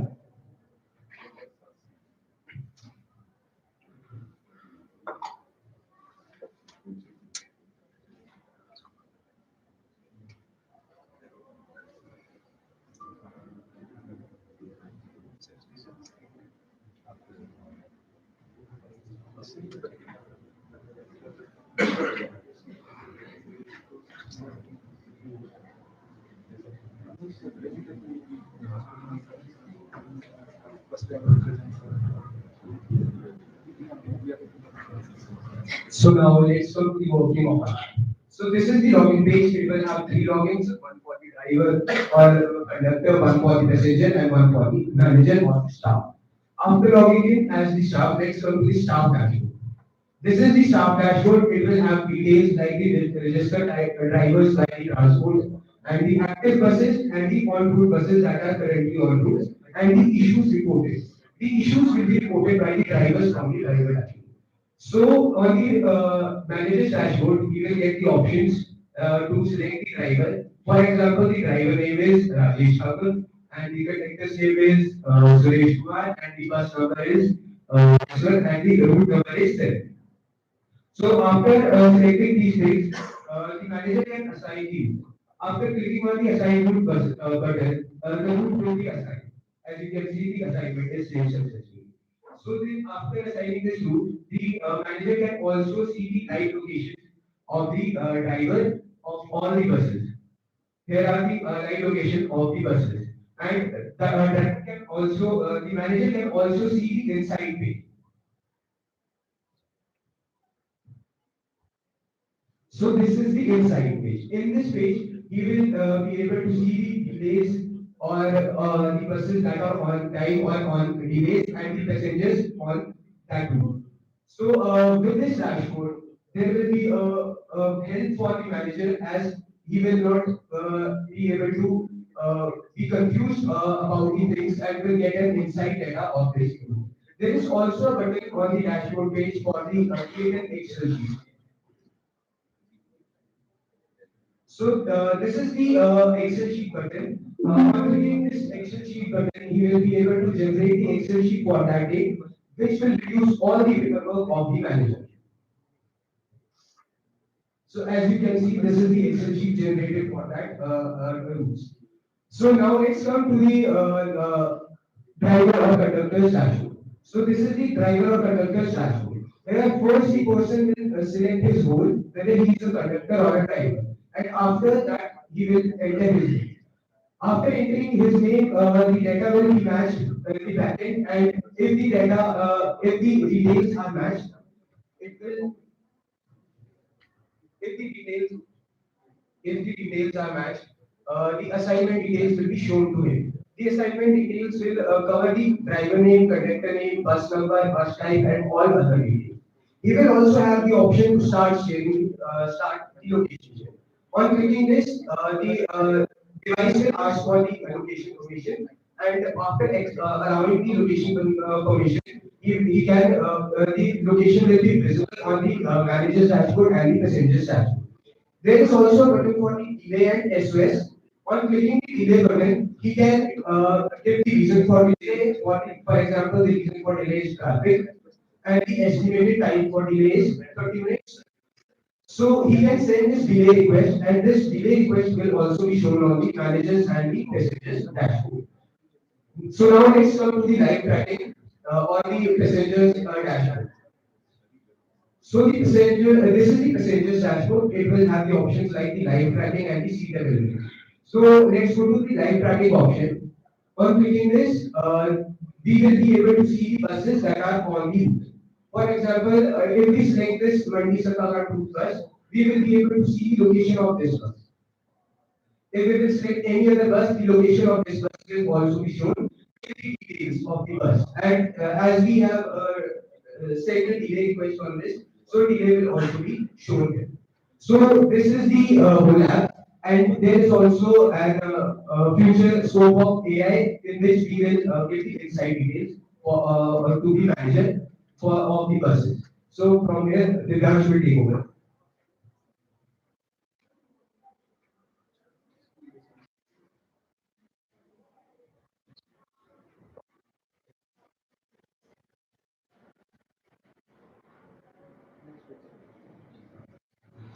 My dear friends, here comes my favorite part of this presentation. Integration with school buses, a complete visibility for parents and staff. I think we have all been there. As you all are professionals, you will have children studying school. And you will have buses. As I have been students, in our schools, we used to be assigned to the buses. That you have to take the small children to get them out of the buses at the stations. The same way problem used to face by the parents of the children. Sometimes the buses get late due to some reason that they are school, the bus will get late. Or there is a roadblock, there is a traffic. Parents get worried about their children. That why the bus didn't come. They used to call drivers again and again. And that's a very big problem that I see. Even some of my relatives, they both are working professionals, and the children face the same problem.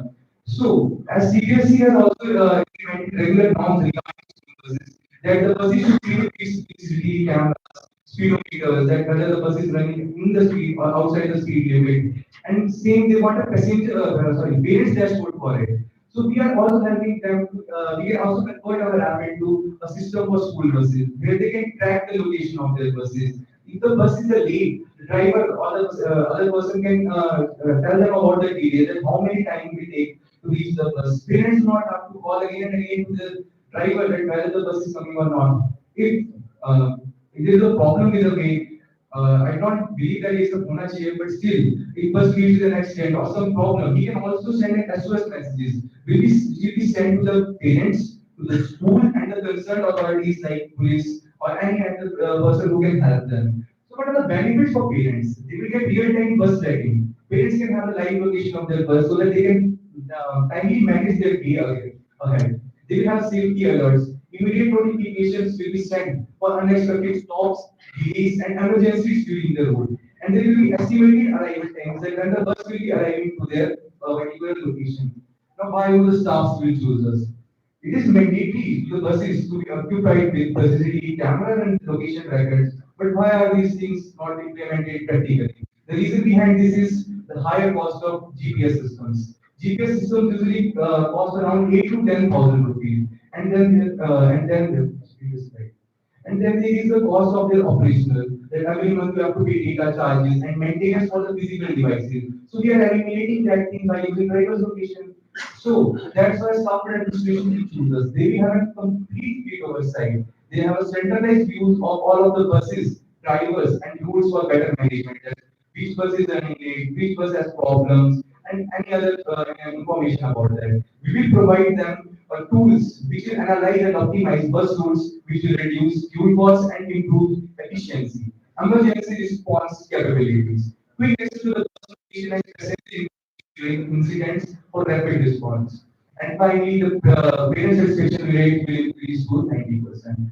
Now here comes the part which I claim which we never have to use emergency response system for our app. Preparation for the unexpected. Natural things can happen anytime. We have to be prepared for them. So here we are providing you with SOS system. We will have two types of SOS systems: manual SOS activation and automatic impact detection. Here, automatic impact detection is in our future aspect because we will use advanced sensors to detect severe impacts, sudden stops, or collisions, which automatically activate and alert if a personnel are incapacitated. If the driver or conductor is not in the condition to report the problem, our sensors will detect the same thing and also they will send a message to the concerned authorities and everyone who can help them. So this, most of the damage is not by the accident, but it was caused just due to not availability of help at that particular place. So we will integrate police stations and emergency response systems with our app so that the message is transferred to all of them and they can provide help there in a wanted time. Now here is our AI model for demand prediction and fleet analysis. This is the future aspect because to train AI models we need some software and we do not have access to them right now. But we have also researched about it that how it will work. So HIMCO will be based on intelligent forecasting engine, which will use advanced machine learning models, which will predict passengers' demand patterns and enable proactive fleet management and resource allocation. Here rises the problem, my dear friends. In festivals, what are the basic problems? When we are coming home from colleges or some other places, there is the buses are overcrowded, you do not get bookings, you do not get seats. And even the authorities do not know where to put extra buses and how to manage them. Last year, the same thing happened. HRTC was applying buses on the routes where they were demand, and the routes from the buses were taken, and they were getting no buses. So here we will provide them with demand forecasting. We are using an LSTM architecture, which is long short term memory network analysis, which will use neural networks and analyze historical ridership data to identify complex temporal patterns and seasonal trends. And secondly, we will provide them with demand forecasting. Using our machine learning model, we will predict where and when the extra buses will be needed during festivals, weekend, rush hours, and special events. How, my dear? We are in future we are trying to integrate our system with the ATMs, which will tell them that how many tickets were booked on a specific route at a specific festival time. Then we will have the data that at a particular route, that amount of tickets were booked more than usual. And secondly, as our the passengers will look at our site that which bus is going and how many seat availability is in that bus.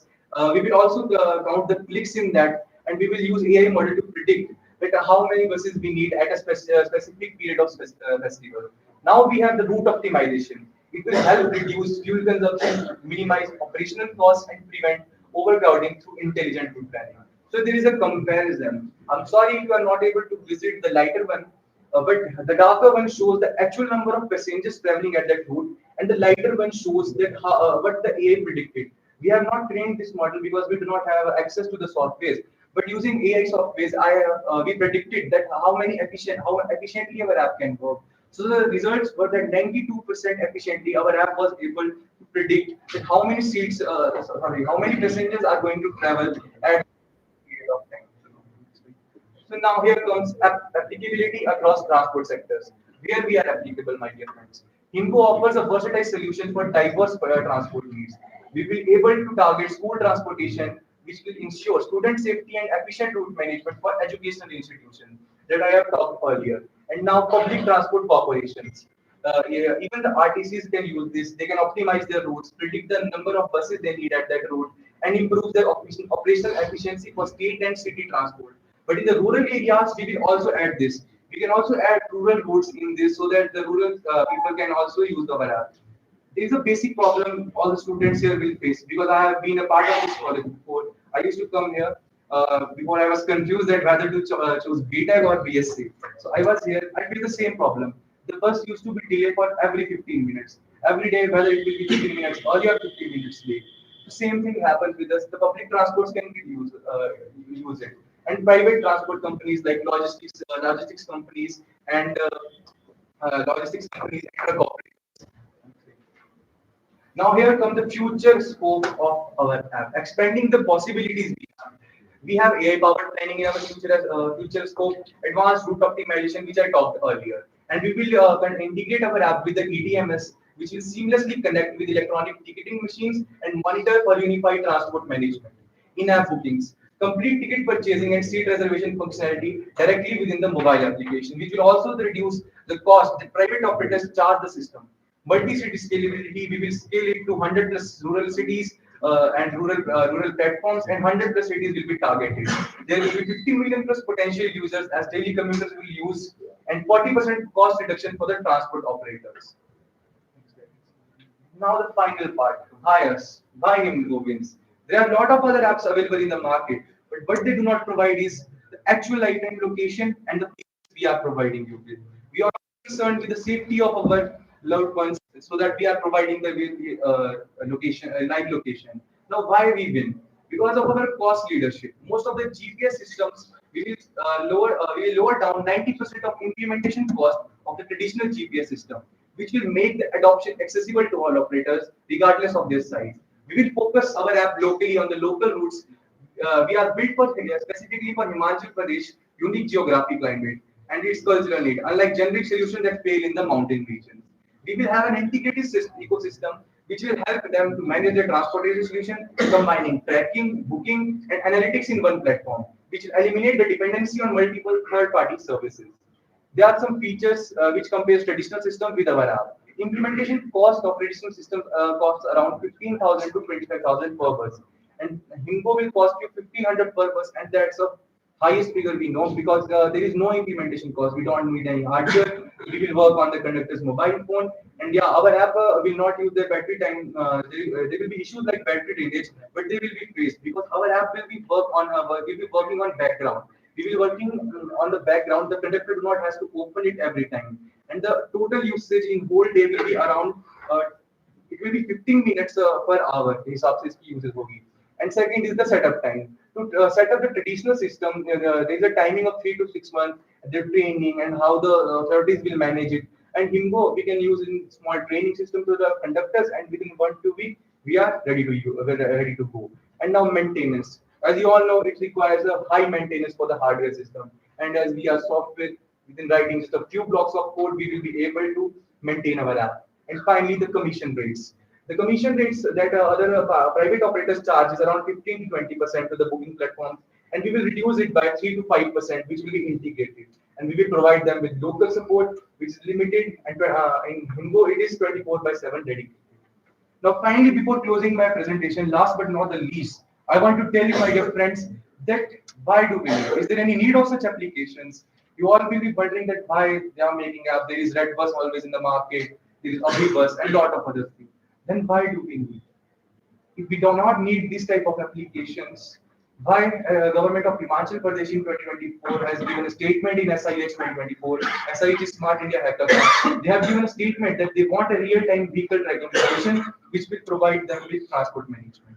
And see, they have created one. I have seen it recently in Google, but it's just not work. They want track number, they will track bus location. Himachal government in July 2025 added GPS system to 84 buses, which was inaugurated by our deputy CM, and these are only implemented on 84 buses. Same is happening in Andhra Pradesh. Andhra Pradesh is totally using the GPS system to track its bus location. Even the Punjab government in 2025 recently has given a statement in SIH that they want a system for rural cities and tier 2 cities. We have also applied to that in SIH 2025. So that's why I think we need it. It is a practically possible app, practically needed app, and it will be possible. It is possible to launch it within just 2 and 3 months and training the conductors. We will start at a small scale. That's all about the advantages of our app. Now comes what are the flaws of our app. Everybody will tell you about the advantages, but I will tell you about the flaws of my app. We are using free software in it. We are using leaflet.js API to use the maps because our app till now has made it is made totally on free softwares. We do not have any investment, so that's why we are using free softwares. Now, in Leaflet, we do not have the larger view of the apps. The rendering of location is slow because we are using a free software. If we get funding to this app, we will integrate it with Google Maps API, which will provide you the speed of the bus, delay times, traffic conditions, and everything. And as I talked about the future scope of our app, which is AI machine model learning, we need access to some software to that. And the reason behind all these things are reason behind is funding. So that's all about a presentation, and that's all about a project. And finally, I want to thank the authorities to give us a special slot to represent our app. And it is our first time representing this app at such a big platform. I thank you all, ladies and gentlemen. Thank you very much.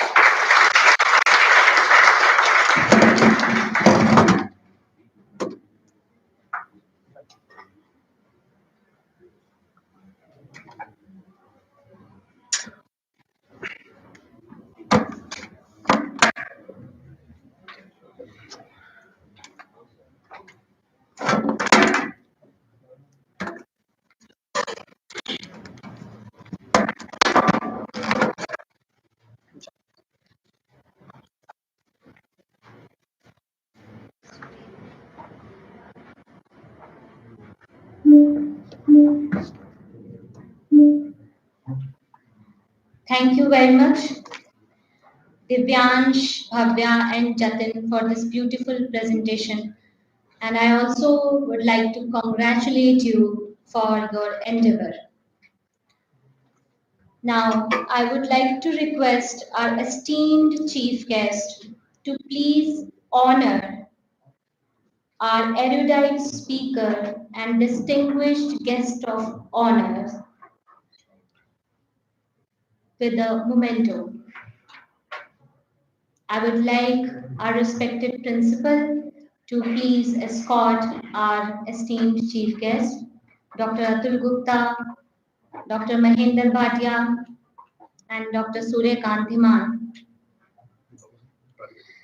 So our first erudite speaker and distinguished guest of honor, Dr. K.C. Juglan.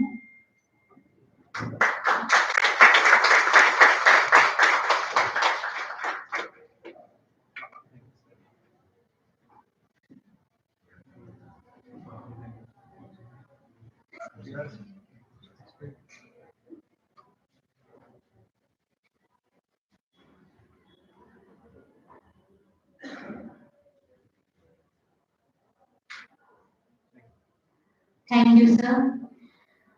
Dr. Abhishek Dhiman.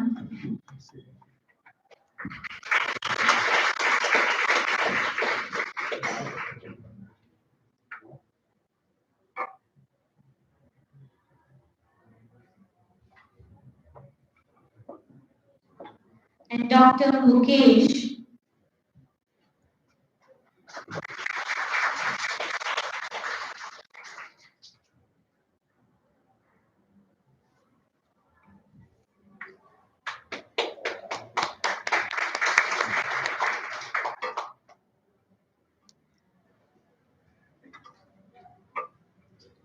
I again thank Dr. K.C. Julan, Dr. Mukesh, and Dr. Dhiman for their presence in the national seminar organized by the Department of Chemistry and Physics. Has no doubtedly made this experience fruitful and enriching.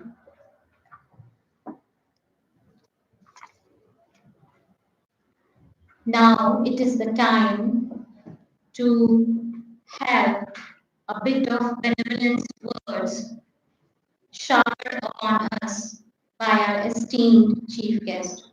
But before inviting him to grace the stage and the occasion, I would like to read a few lines about his personality.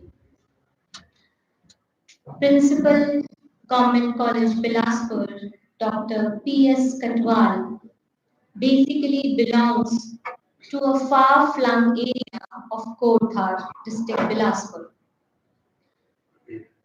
Dr. Katwal is an alumni of Government College GC Bilaspur. And I think nothing gives you more pleasure, same institution, and even more pleasure to be the dean of the same organization. He rose to various positions of eminence sheerly through his hard work and dedication. He also had a small stint in administrative services also. In the year 1997, Dr. P.S. Katwal joined the college cadre. He has served various colleges. He started his career in the college cadre from GC Rampur, and then he has served in Jhanduta, Bilaspur, and many other institutions. Being a teacher, he was always very inspiring, dedicated, and insightful. His hard work and dedication has enriched the Department of Geography. Dr. Katwal, I think, is one of the most helping person I have ever come across. He is a man of clear vision, a dynamic personality, a kind-hearted man, and whatnot. I think the time will pass, but the words would flow to describe his personality. So, speaking no more, and because maybe I can say that I am out of words, I would like the chief guest, our esteemed and honorable chief guest, to please come on the stage and grace the occasion. Sir.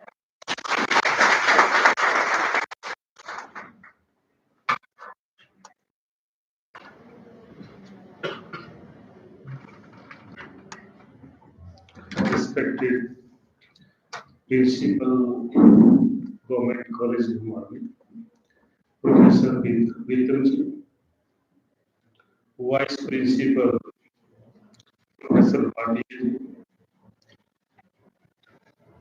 PTA president जो यहाँ पे हैं, श्री शशि जी, हमारे keynote speaker जो professor KC Juglan ji, expert professor Mukesh,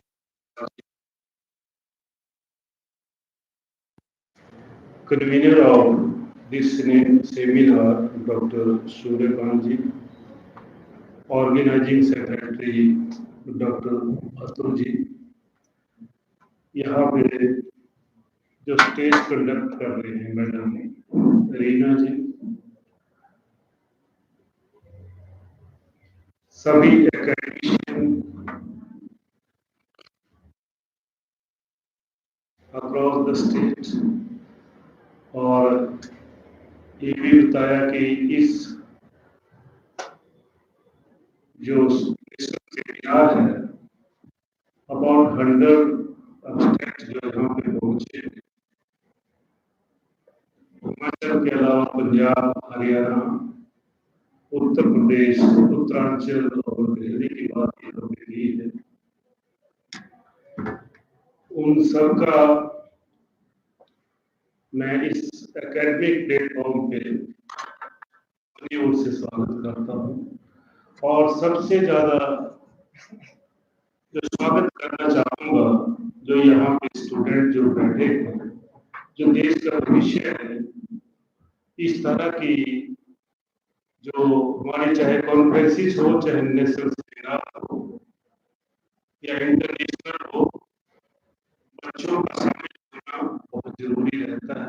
मैं बात कर रहा था प्रिंसिपल गवर्नमेंट कॉलेज मारमी से कि आपके पीजी कोर्सेज कितने चले हैं, तो इन्होंने बताया कि 8 पीजी कोर्सेज यहाँ पे चले हैं।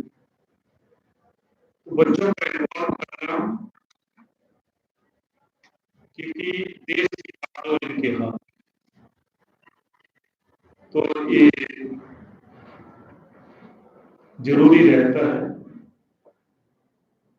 आपका जो टॉपिक है जिसपे ये सेमिनार हो रहा है, frontiers of learning across the state. मैं मैसेज देख रहा था, माननीय हमारे education, technical education minister honourable Dharmani ji, उनके मैसेज को मैंने जैसे ही आपका सौम्य देखा तो मैंने उसको पढ़ा, तो उन्होंने कहा कि ये जरूरत है, जिस तरह हम काम कर रहे थे, पूरा दुनिया काम कर रही थी सेग्रीगेशन वे में, अब हमें चेंज लाना है education system. This is the requirement of the education system. That's why education NEP जो हमारे 2020 है, उसमें भी मल्टी डिसिप्लिनरी अप्रोच की बात कही। आप सिंगल डिसिप्लिन लेके आगे हम नहीं बढ़ सकते, क्योंकि किसी भी डिसिप्लिन में हमें कोई इनोवेशन करना है, उसको आगे एडवांस में नई टेक्नोलॉजी के साथ आगे बढ़ना है, तो उसके लिए हमें जरूरी होता है कि humanity, the aspiration, need, requirements of the society पता होना चाहिए। यही कारण है कि इंटरडिसिप्लिनरी अप्रोच का जो कॉन्सेप्ट सामने आया और न्यू एजुकेशन पॉलिसी में उसको एक महत्वपूर्ण कंपोनेंट बनाया। हमारे कीनोट स्पीकर बात कर रहे थे, बहुत डाइवर्स फील्ड पे इन्होंने बात की, एटम टू आर्टिफिशियल इंटेलिजेंस की बात कर रहे थे कि बेसिक साइंस का पता होना चाहिए, क्योंकि बेसिक साइंस पता ना होने से हम आगे नहीं बढ़ सकते।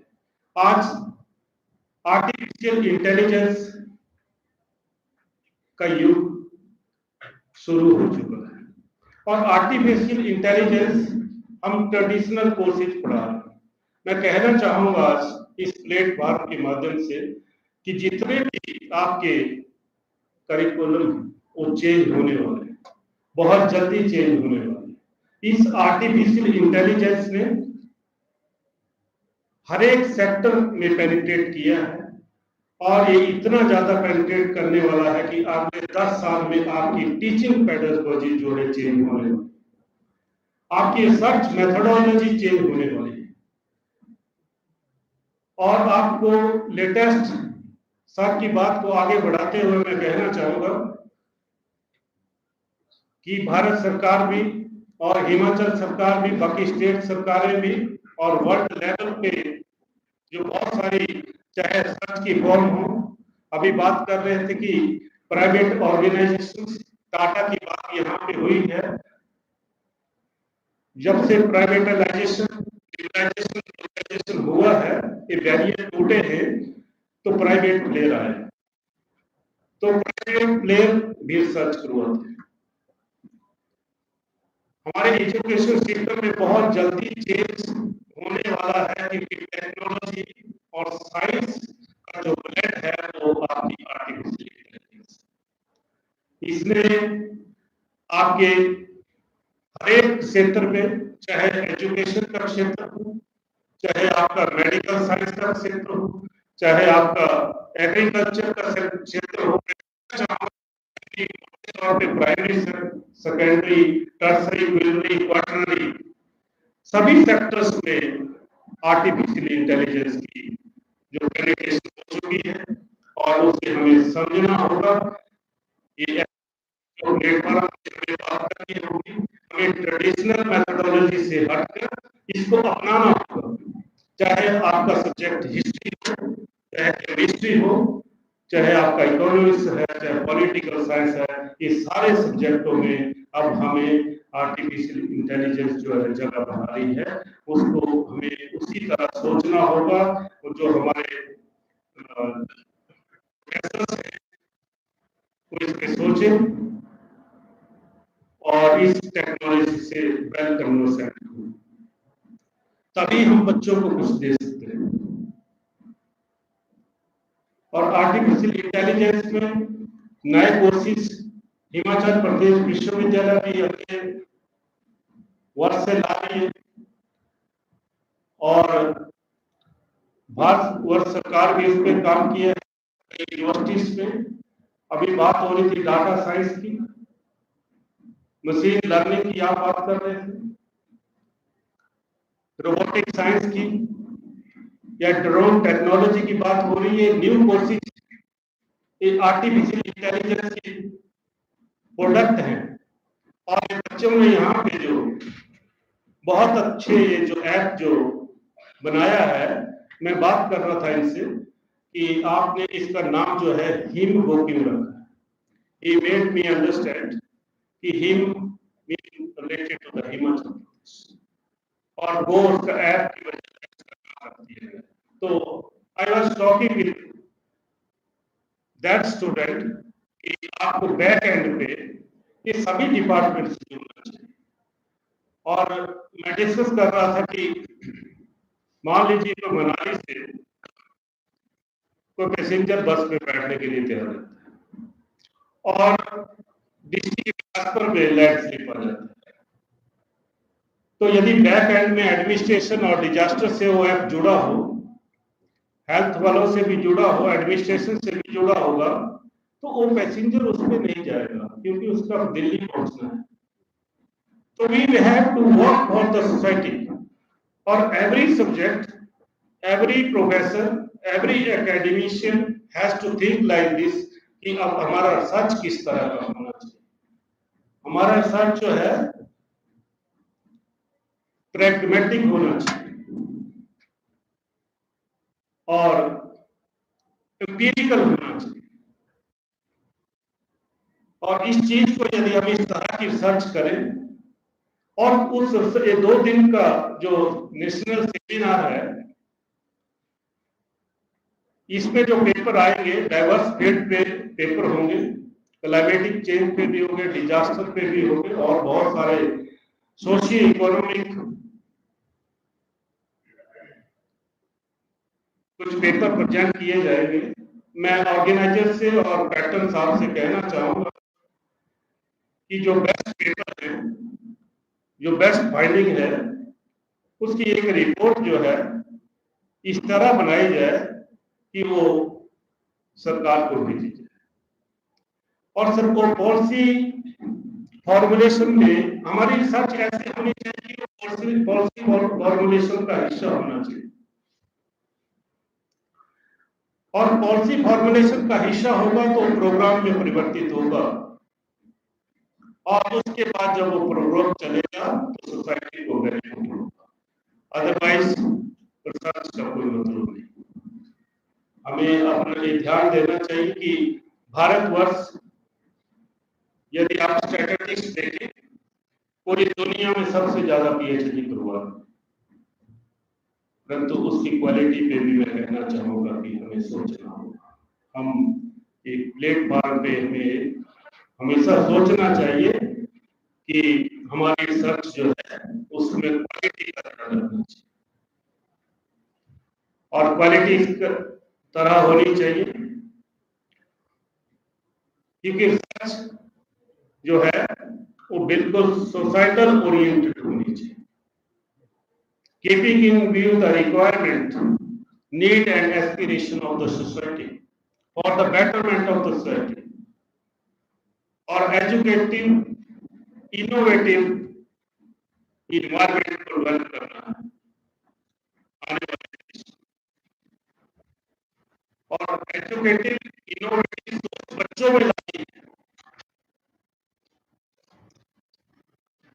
और हमारे किसी को जो यहाँ पे चले हैं, चले हैं, इन बच्चों की इस तरह की स्किल होनी चाहिए, इनोवेशन आनी चाहिए। मेक इन इंडिया के concept, make in India for the world. यदि हम make in India for India करेंगे, हम एक ग्लोबल बेसिस होगा, और हमारी इनोवेशन ऐसी होनी चाहिए कि न केवल भारतवर्ष में उसका स्पेस हो, दुनिया में उसका स्पेस हो। प्रॉपर्टी राइट इंटेलेक्चुअल की बात करें, हमारे डॉक्टर मोनिका बैठे हैं, इन्होंने कुछ रिसर्च किया है, और इनका जो रिसर्च है पेटेंट हुआ है। मैं आपको बधाई देना चाहता हूँ इस प्लेटफॉर्म के माध्यम से कि ऐसे प्रोफेसर ऐसे रिसर्च करें, जो इस तरह तैयार करें। आर्टिफिशियल इंटेलिजेंस की आप बात कर रहे थे, आर्टिफिशियल इंटेलिजेंस के सारी रिसर्च का आने वाले दिनों में पूरा जो है, जिस तरह की हम आज रिसर्च कर रहे हैं, उसकी सारी मेथोडोलॉजी चेंज कर, क्योंकि क्वांटम कंप्यूटर की बात कर रहे थे, बहुत फास्ट कैलकुलेशन, रिमोट सेंसिंग की बात आपने की, जीपीएस की सिस्टम की आपने बात की।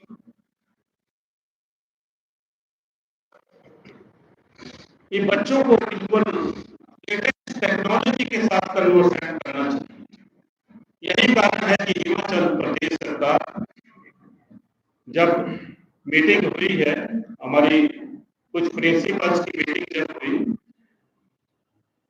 तो वर्चुअल क्लासरूम की बात हुई और मॉडर्न लैब्स की बात हुई।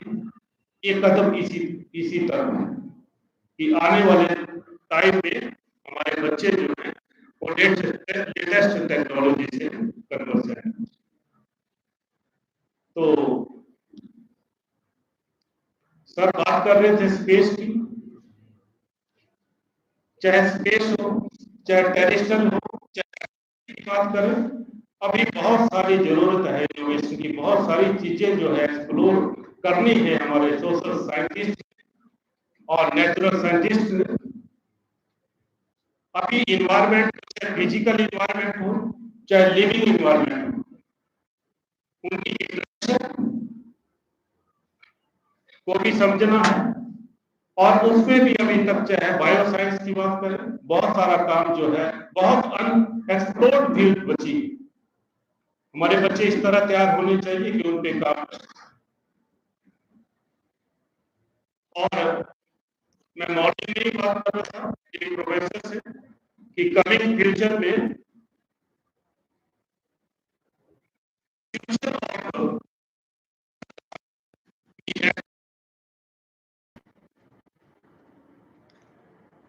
बहुत सारा अभी वहां में भी एक्सप्लोर करने जैसे एरिया से,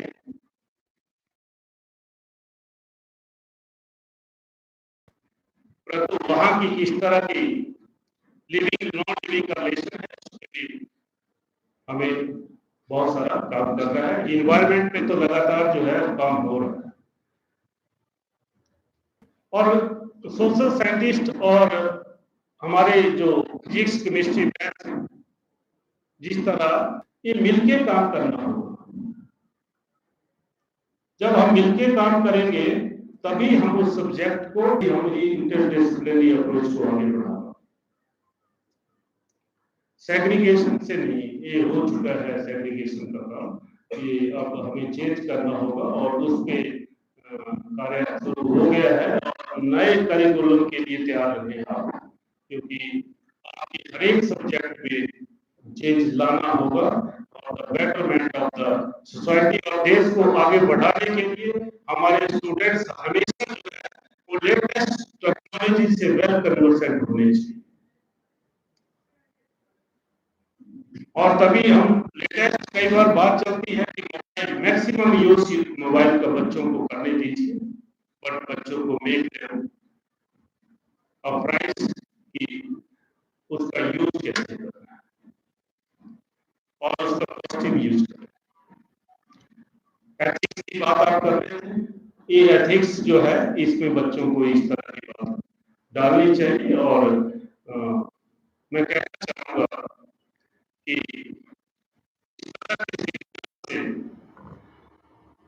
ये जो कुछ ना कुछ निकल के आए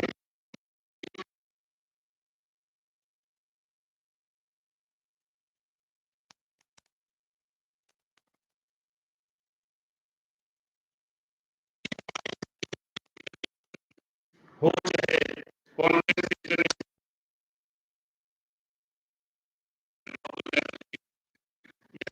से इस तरह के पेपर, इस तरह की रिसर्च नहीं आती है तो हमें उस पर सोचना है, चिंतनीय विषय है। एपीआई के लिए ही काम नहीं करना, you have to work for the society you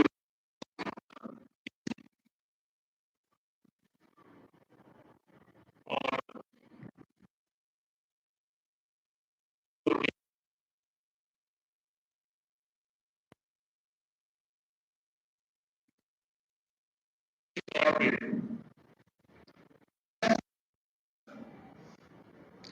कि भारतवर्ष के अंदर देश के अंदर क्या गैप्स और उन गैप को भरना है, तभी देश को आगे बढ़ाना है। तो रिसर्च और विकास बराबर चलना चाहिए। यही कारण है कि कॉलेजेस के अंदर रिसर्च की बात हो रही है, 4 ईयर डिग्री प्रोग्राम की बात उसी का हिस्सा है कि बच्चों को इसके इस तरह के लेवल बनाइए कि बच्चों में इनोवेटिव थिंकिंग जो है वो जनरेट हो जाए। और इन बच्चों ने जो ऐप यहाँ पे बताया, मैं ऑर्गेनाइजर्स को कहना चाहूंगा कि आपके जो फाइनल डॉक्यूमेंट आउटकम का होगा इसको जरूर जो है सरकार तक पहुंचे। और मैं कंग्रेचुलेट करना चाहता हूँ ऐसे लोग, इस तरह की इनोवेटिव थिंकिंग होनी चाहिए। और सोशल साइंटिस्ट जो हमारे इकोनॉमिक्स, पॉलिटिकल साइंस के लोग हैं, ह्यूमैनिटीज के लोग हैं, उनके लिए भी रिसर्च बहुत ज्यादा करने को है। बहुत हमारा सेंसस इन कारणों से, कोविड-19 की वजह से 2021 में है सेंसस आना चाहिए। पहले सेंसस के इंडिकेटर कम हुआ करते थे, वो बढ़ते बढ़ते लगभग 84 इंडिकेटर्स के ऊपर सेंसस ऑफ इंडिया काम करती है। वो देश का पिक्चर बताती है कि देश कहाँ पे है और उन इंडिकेटर से हमें पता लगता है कि देश कहाँ पे चल रहा है, किन पैरामीटर्स के ऊपर हम आगे हैं, किन इंडिकेटर्स में हम आगे हैं और किन पे पीछे हैं। और स्टैटिस्टिक्स, जो अब आर्टिफिशियल इंटेलिजेंस की बात करें, डाटा साइंस, डाटा जो डाला जाएगा मशीन लर्निंग में, उसी तरह का प्रोसेसिंग, उसी तरह के रिजल्ट आ रहे। तो डाटा साइंस और मशीन लर्निंग जो है वो बहुत अच्छा होना चाहिए। यदि डाटा साइंस और मशीन लर्निंग में आपकी बहुत अच्छी स्किल है, तो उसमें जो रिजल्ट आएंगे, जिस स्पीड से रिजल्ट आएंगे, चाहे हेल्थ सेक्टर में हो, चाहे एग्रीकल्चर सेक्टर में हो, चाहे एजुकेशन सेक्टर में हो, तो आपको किसी भी प्रॉब्लम को एड्रेस करने के लिए बहुत ज्यादा समय लगेगा। और आपको सजेशन जी, चैट जीपीटी की भी बात करूं, एक मॉडल तैयार किया है, उसके अंदर जो भी इंफॉर्मेशन भी सही होनी चाहिए। डाटा साइंस में आप गलती करते हैं, मशीन लर्निंग में गलती करते हैं, तो रिजल्ट और प्रोसेसिंग में गलती होगी। आपकी इमेजेस गलत आएंगी, आपके ग्राफिक्स गलत आएंगे, आपके रिजल्ट गलत आएंगे, और आपकी रिसर्च जो है, जिस पेडागोजी की मैं बात कर रहा हूँ, वो गलत रिजल्ट आएगा। तो लेटेस्ट साइंस एंड टेक्नोलॉजी के साथ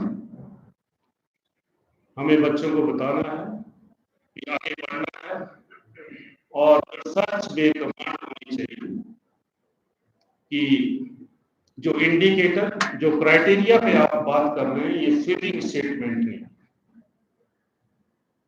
जो मैं कह रहा हूं एक कमांडिंग पोजीशन में होना चाहिए, और ओन रिस्पॉन्सिबिलिटी करने की, it is not challengeable with this methodology. These are the criteria and these are the indicators, and anybody can check anywhere. This kind of research should be done by the academician. This I understand. And by these words, I am very grateful to organizers and principal of the college, patron of this national seminar, for giving me opportunity to speak among the academicians. And dear students, which are the future of the nation, we have to save them in right direction, and we have to think about the concern of the nation. And research should be societal oriented always, to meet the expectation of the society, to tackle the every sort of the problems. And this is the responsibility of the academician. And giving the thoughtful insight to the policy formulation, legislators and parliament, so that they can induct your research in the planning commission and make the policy and make the program for the betterment of the nation, for the betterment of the society. By these words, once again, I am very, very thankful to the organizers of this two-day national seminar, and especially to the principal of this college. Thank you very much.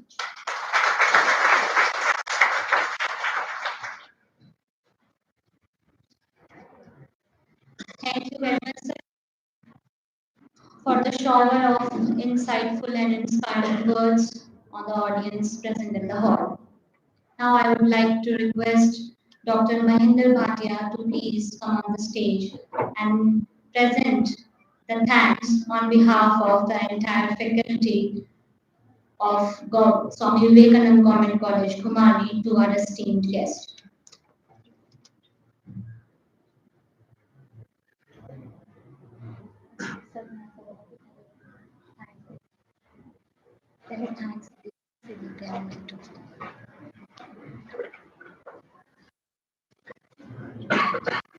नहीं नहीं आपको बोला sir ने तो पहले address कर दिया ना सर सबके करना क्या फर्क पड़ता है एक में बोलो थैंक्स दो बोलो thanks Good afternoon to all.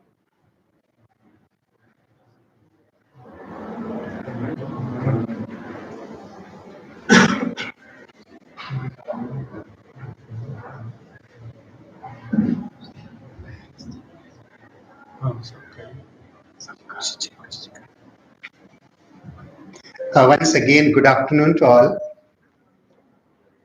This is the rare opportunity that have been provided to me by the stage anchor, the convener of this program. I'm much impressed from the keynote speaker, Professor Jiblan, that he has told us about the basic sciences. I am also the student and teacher of the basic sciences. So let us now start from the base point, that is the starting point, or what I can say the center of origin. I have been asked this simple task to extend the vote of thanks to our chief guest. So I'd like to introduce about the chief guest of today's function, Dr. Prem Singh Patel. So for the center of origin is concerned, our worthy principal, Dr. Prem Singh Patel, was born at a place which is inaccessible about 50 years back. No one can judge what was the condition of that place, Malraun, which is located just near the Bhagra Dam. I have visited that place many times during the PhD survey, and it is a rare opportunity that Dr. Katwal has provided us, that a boy which is born at a place which is inaccessible to the human being, and he has passed his schooling from the local school and reached to the government college of Bilaspur. And after completing the college education, he went to the university for higher education, and ultimately he joined the college cadre in the 1997. Professor Katwal is familiar to me about 25 years back. As Lion and Kuta. Professor Katwal, no doubt his origin is from he is posted at a place that can. I have also the opportunity to work at that place. Professor Katwal, style of the working. Sir, if I am not connected, kindly tell me. The name is Sprain. So the place is highly volatile and flammable one. And the stage anchor, Professor Reena, has told me that he is the person of the geography. I agree. He is the professor of the geography, and he has changed the topography of that highly flammable and volatile place. Entire scenario of the college has been changed by the working capability of Professor Prem Singh Katwal. So this is the rare opportunity that is provided to me by the anchor, by the convener of this national seminar. So, sir, I extend the vote of thanks especially to the chief guest of today's function, that such a dignitary is amongst us on this auspicious occasion of the national seminar, that is the frontiers of the land. So I think it would be the rare opportunity to all those persons who are working at Government College Bilaspur to learn a lot of things from Dr. Prem Singh Katwal.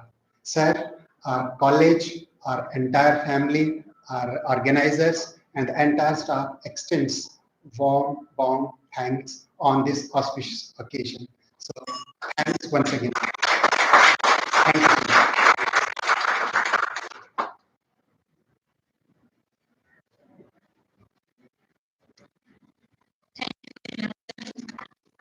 Now,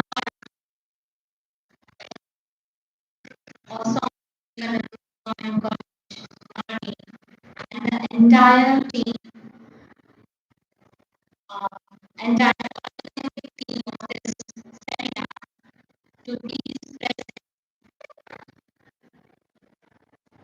a moment to chief guest in this honor, and by especially giving gratitude to Professor P.S. Katwal.